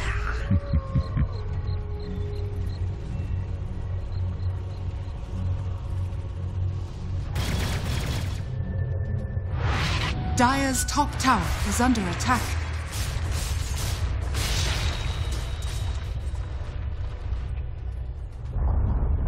Dire's top tower has fallen.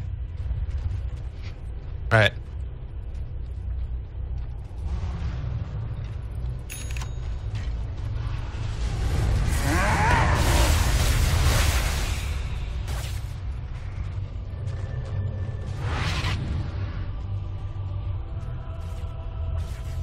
Yeah.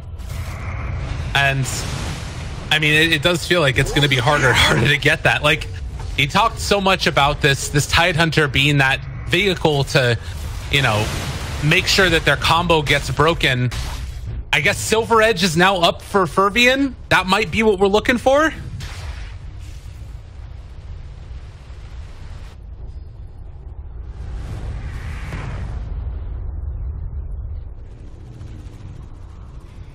Yeah. Yeah.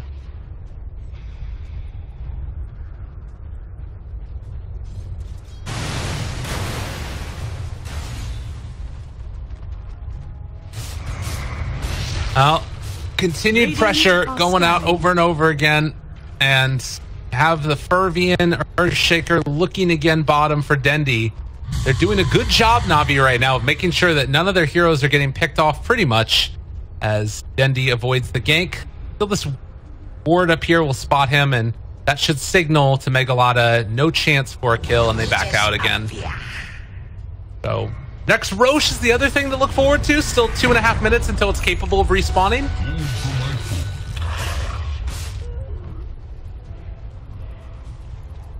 Yeah.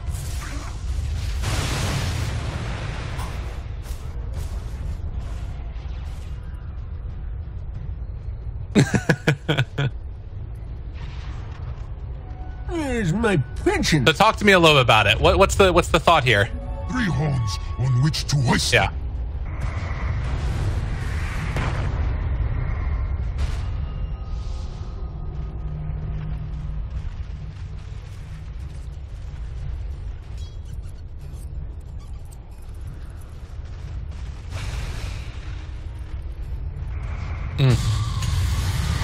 Walk forward. BKB comes out from Artez. BKB from Crystallize as well, but they've got the Fiend Strip. The rest of the side looking for an opening here. They're going to try and go for the skewer onto the backline. They don't get anything at all from this Magnus. Meanwhile, the Fissure off to the side. RP connects onto 2. Not nearly enough. And they are going to Echo. Not happening. Combo breaker from Dendi. They're still doing a lot of damage, though. Lil is starting to go a little bit ham, but Furbian got him caught broken and dead. The combo breaker was not enough. Maledict did so much damage in that fight as they take down General as well.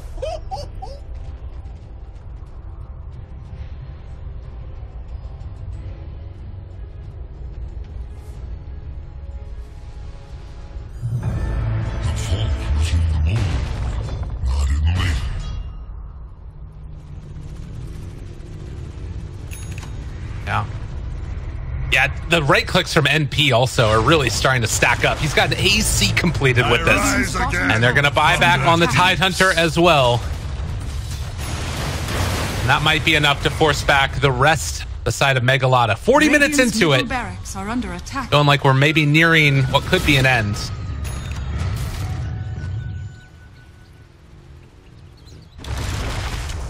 Yes. Come, come. Invisibility. The seeds of thanks.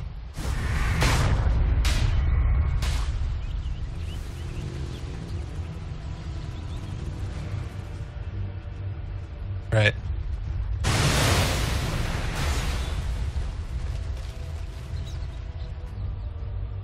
They wanted to go right there onto Dendi. They know if they can take him down here, it's close to GG. And Crystallize kind of in no man's land again. Orbit there. He's muted. He's caught. He's in trouble. Silenced and doomed to boot. They take down Crystallize. Gone green, I see.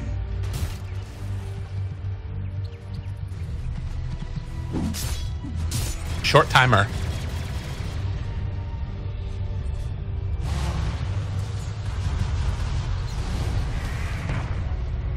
Heads up. Now, like they are gonna send those trees elsewhere, but again, gotta be careful. Dendi getting ran at. They skewer him back. He gets Kraken Shell muted. 4 step away. He ends up being safe for the moment. The RP. They follow it up with the Echo. They take him down. The speed grip is not gonna matter. Too much damage. They buy back on the Bane. They buy back on the Razor, but everybody's still alive and buildings starting to fall. Oh no. Looking for more now.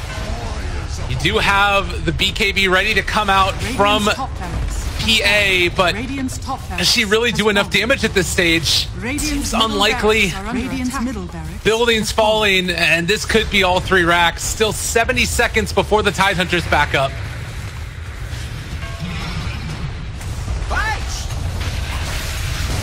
All right, they're out. They're looking for it. Crystallize trying to take a BSN, falling low. Furbian, though, he found the hit. They're onto the PA, and Lil actually living for the moment, but not long enough. They're falling. Lil's going to buy back now, but no BKB when they're there.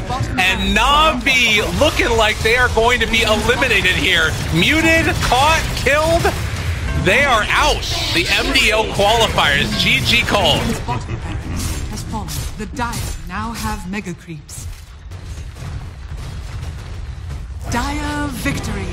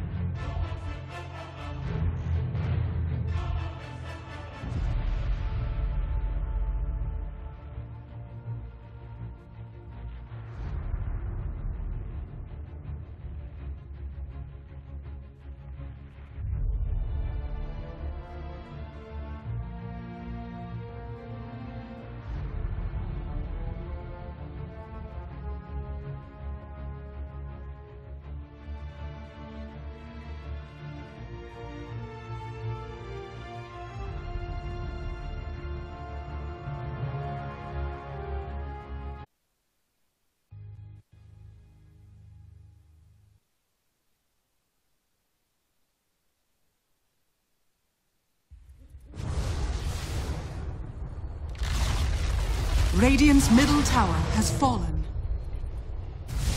Guess what? He has another Nimbus in 5 seconds because of the Arcane Rune.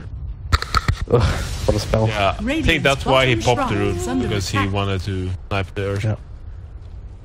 So he did. Alright. So, the path forward now for Flight to the Moon. I mean, took care of the tier 2, took care of the shrines, maybe Roshan next, and then go from there. They should have their eyes on Roche, yes. For Ninja, however, he has finished up BKB, so he's kind of fight ready now with the Blossom BKB and Yules. Pipe on Afterlife 2 is very nice as well. This more like he's just struggling ever since that, especially Spirit Missile pickup. Yeah. They're always hunting with the smokes here, just trying to get that shotgun on target. I mean, it's such a powerful combo, right? The E-Blade, Morphling with the Adaptive Strike, and then just steal a Guna Blade on top, and the Dragon Slave. It's just so much magical damage. A very short amount of time, but they can never actually connect with that cleanly. Fly to Moon have very good map awareness, and whenever you're unsure, you just pop that Thunder God's Wrath. Yeah, they're doing a really good job at keeping on top of things. Are scanning.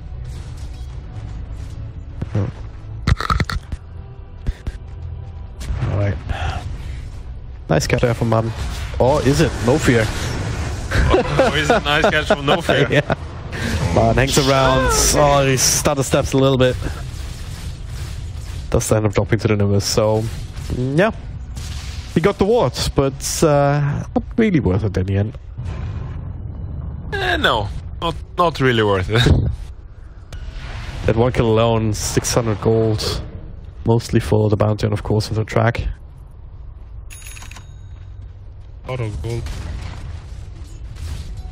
Oh, they see Morphling. They might go for the Susis nearby. Yeah, he cancelled TP, perfect. Oh, it's TP already, nice.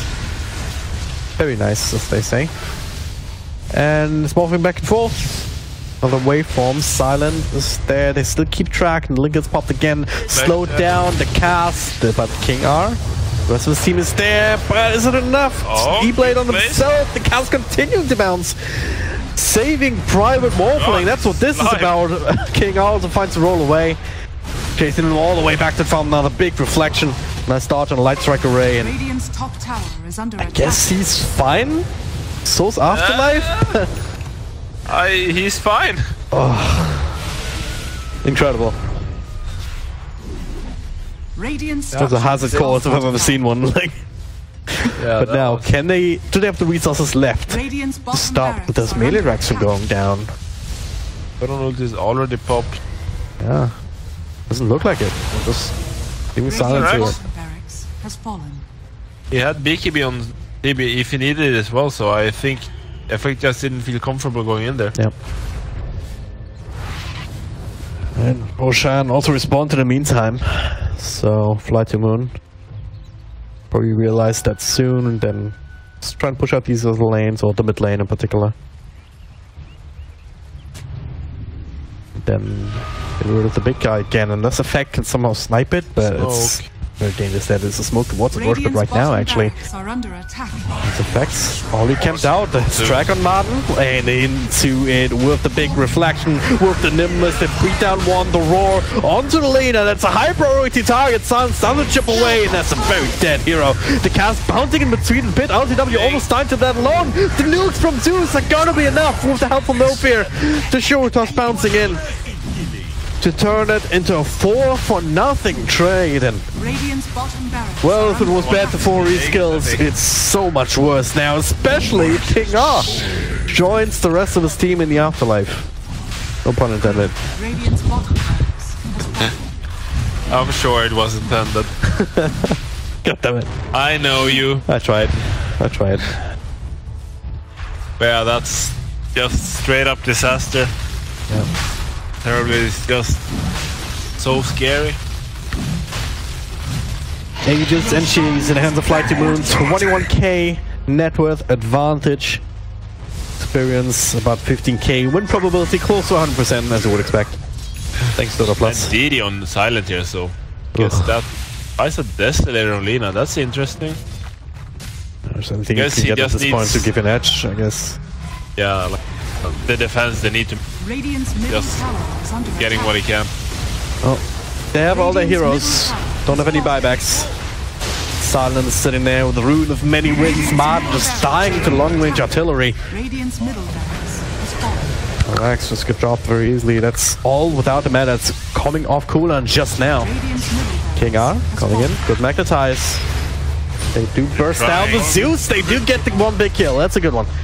That's a buyback, but nothing to store across the map anymore. So now for Ninja, though, forced to deny himself. No buyback again. 40 seconds on the sidelines. And Silent on the raw. Nice little Aphoric shield. LTW will be able to make it back to base. King R, though, not so lucky. I'm not sure about that waveform. The cow's going to bounce. ILTW is dead again, and this is it. GG, well played. As they do run down Afterlife inside the fountain. And Silent isn't even dying to this. And I was worried for the draft. Like, it's Terrorblade into not the best lineup, and then the Zeus against Lean Ursubit. Oh! You do it.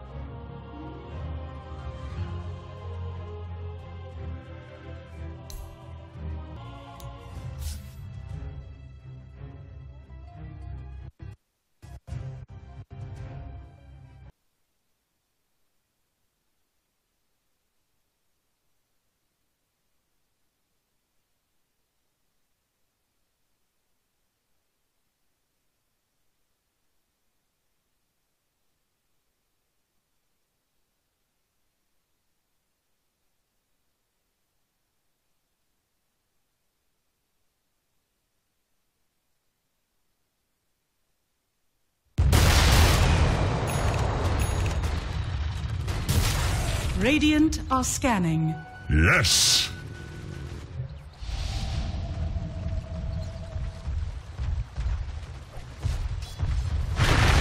To be more aggressive about pushing out these waves, somebody has to deal with this top wave before it collapses onto you, and then you can make some sort of smoke. Nice choice here from Kaka, an Aeon Disc. After the Shadow Blade, so he can avoid being bursted down by the Tiny.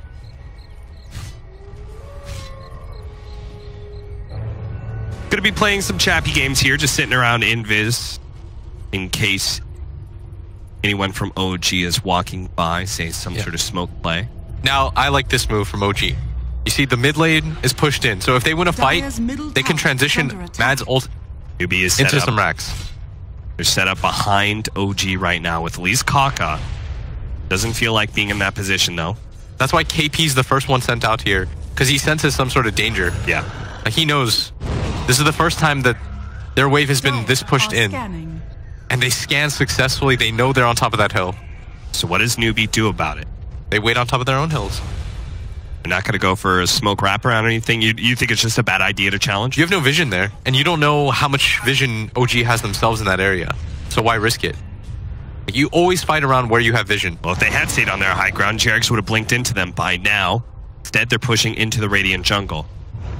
They need to shove in mid, force Newbie to go back after they take this shrine. Okay, they're going to take this shrine real quickly. OG. It's in mad pursuit right now. Early ult. The X's. This is a Mad. It's going to blink forward and try and challenge. Goes for the Shivas, managed to catch Kaka. That's a big time kill. Spirit Siphon on him, but no counter vision. So instead, he has to turn towards KP instead. Not a great target either. Dark Will in the back lines is silence up. Mookie pops his BKB. Are they going to turn with Kaka? Are they going to turn with SCC? No, they're just laying in little bits of damage.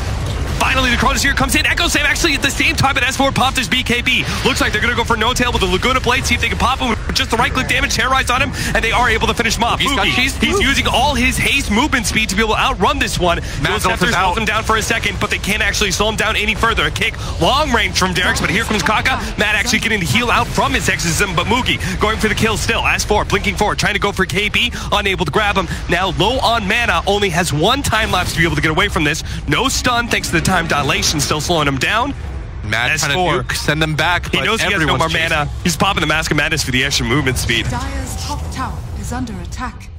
It's actually enough for him to stay ahead of SCC right now, so... Dire's structures are fortified. That was... Dire's top tower a weird engagement. Odd engagement, for sure. They had this ward right here, so that sort of assured them that they were in the area, but they placed so many wards down in that area, ran back, Mad... Just a rough position for them to be in. And No Tail without the BKB, it feels as though he just gets pinged down every single time by this Lina. And once again, they fought on their own side of the jungle. Yeah. So even if you win that fight there, what do you really transition that into? Right. Do you think that when they saw their shrine, their mid lane was pushing in, you think they should have just gone high ground? On the side of OG? Oh, that's really risky. I mean, you would have seen they're attacking our shrine. They're going to go there. You're going to be able to go high ground before Nubia is set up. Yeah. Maybe that's not even that bad of a play. That's what I thought they were going to do. I was like, well, you guys are chasing into it? All right. That's exactly what Newbie wanted you to do. They really wanted the fight on the side of OG, though. Do you think that they're, like, running out of time? Do you feel like they're pressured to take engagements because they feel like they're being out-farmed? On the side of OG, I think they just want to utilize, like, they know they're down to racks, but they have a lot of good team fight, trying to make use of this because they understand, like, farming isn't going to get them back into this game. Yeah. It's going to be one or two big team fight engagements. Big Daddy No Tail still looking for those pickoffs. Game's become a little bit harder for him, though, with the vision that's been laid out by Newbie and being able to have their own gem. We have Bloodthorn trying to be complete for the Lina and Nullifier for the Gyrocopter. So together they will have the ultimate disables. She's got a Daedalus. Oh, excuse me, Daedalus. Oh, I thought we were seeing a Bloodthorn. Saw Crystallis queued up. She has DD plus an Arcane Rune. This is a beastly Lina. I like not that. Go for the Aghanim's, by the way. Considering the fact that her magic damage isn't ever enough to be able to kill this Death Prophet or Tiny by itself, she needs the physical damage too. That's why I was confused at first when she had the Aghanim's queued up in the first place. I was like, almost nobody goes for that item build. Yeah. Like, what is the grand plan here? As they are smoked up, Kaka gonna move forward first. No Tail is in a position inside of the trees to be able to pop the smoke, but Kaka, with his Shadow Blade, knows the smoke is popped, knows there's some heroes around here. No Tail goes in, vis himself. See if they can actually spot No Tail. They see him now, manage to get the missile out, but he blinks away ahead of the Enchant Totem.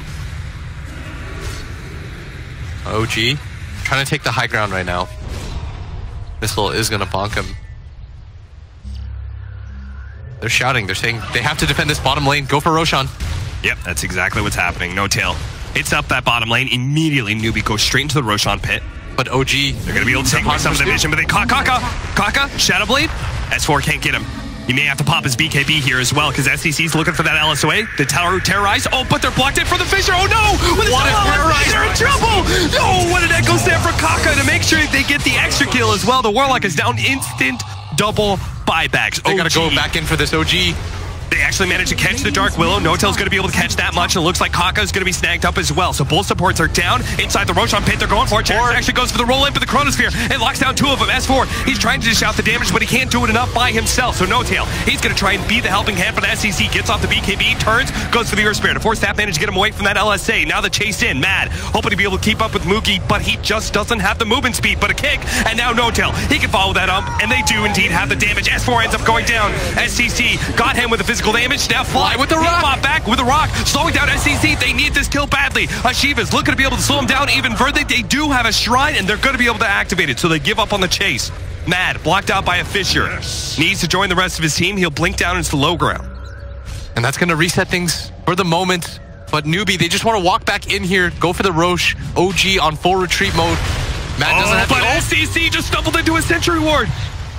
Almost dies there. Yulceptor will be able to buy him some time. Fly gets hit by the Fisher. The rest of his team blinked away. Back over to the Roshan pit. It's very low, and OG cannot contest. No Rock, no Golem, no Exorcism, no Chronosphere, no power. And they're pinging right now. They see them with the ward. Kaka trying to catch up. Fissure is not going to connect. Blink for blink. There's no ult now, though. On the side of OG, they popped everything for that engagement. And S4, he used a large duration of that to try to hit KP, who just popped his ult. Yeah. Did not care in the least. So it's going to be up to the Chronosphere, which isn't up until S4 is. And No Tail with his damage. He's going to go for the toss back. Oh, this is a decent opening here. They can actually get a lot of damage onto Mugi in the back lines. Now, Fnatic Shield is going to be able to save him some of that. Tier 3 down. Shiva's going to be able to slow him down. Matt is actually going to challenge with a Spirit Siphon. Goes for it. SCC pops BKB. Tries to challenge. Goes for the kill onto Jerix. Does get it with the crit. Now fighting up against Fly. Gets a Shadow Blade away. No Tail couldn't finish him off. And now he's going to be kited around. LSA terrorized as well. The damage is raining in on No Tail. He is dead. Forced to a buyback. Fly cannon shots. Mad into the fountain. Barely got away. S4 won a Chronosphere, but no damage behind it. Look at S4. He's actually dropping. He's going to die to Lina. No Tail finally comes in. Managed to go for the Lina kill, but she's dead. Immediately buys back, and now No Tail. He has to get away from the rest of Newbie, but they've got the counter vision to be able to spot him out. They got the Jar Copter though. No Tail, he's challenging, he's fighting. Can he kill KP as well? No, a Yulceptor thrown out. Mugi, STC, they're gonna go for Give him the last rampage. hero alive. This is the end of the game here. Rampage for STC. Newbie, it was a close call in game 2, but they still take this series 2-0 against OG. You see KP at the end? He runs away so that the Radiance Burn can't possibly take that away from his teammate. SDCC was shouting at the end of that game. He wanted that rampage. He demanded the rampage. Said, this one is mine. Look, you guys have been giving me shit for this Lina. We've lost a couple games with it, but we won this one. At least reward me with the rampage. I know when I say this, by the way, they're going to do the opposite. But please give the Lina the MVP. Give SCCC the MVP. Or Mugi for that buyback at Roshan. I was I'm okay with Mugi was very clutch. Yeah. Please do this for me. I don't ask for much. I mean, with the current meta of hashtag MVP votes, they're probably going to go for someone on OG. I know. They always choose the losing team. I believe like some sort of, that MVP is being a weapon to shame people. I know. It's kind of messed up. You guys are messed up. It's having the unintended effect. But I know that Twitch will do the right thing. They'll give it to SCCC. I see a lot of hashtag no tails. I know. But I'm going to try to ignore that. Hashtag SCC. We'll see you guys later. Yep. Do the right thing. Our panel's here, right? Our panel will support us in this. Yeah, we will. I think we should actually start awarding MVPs that are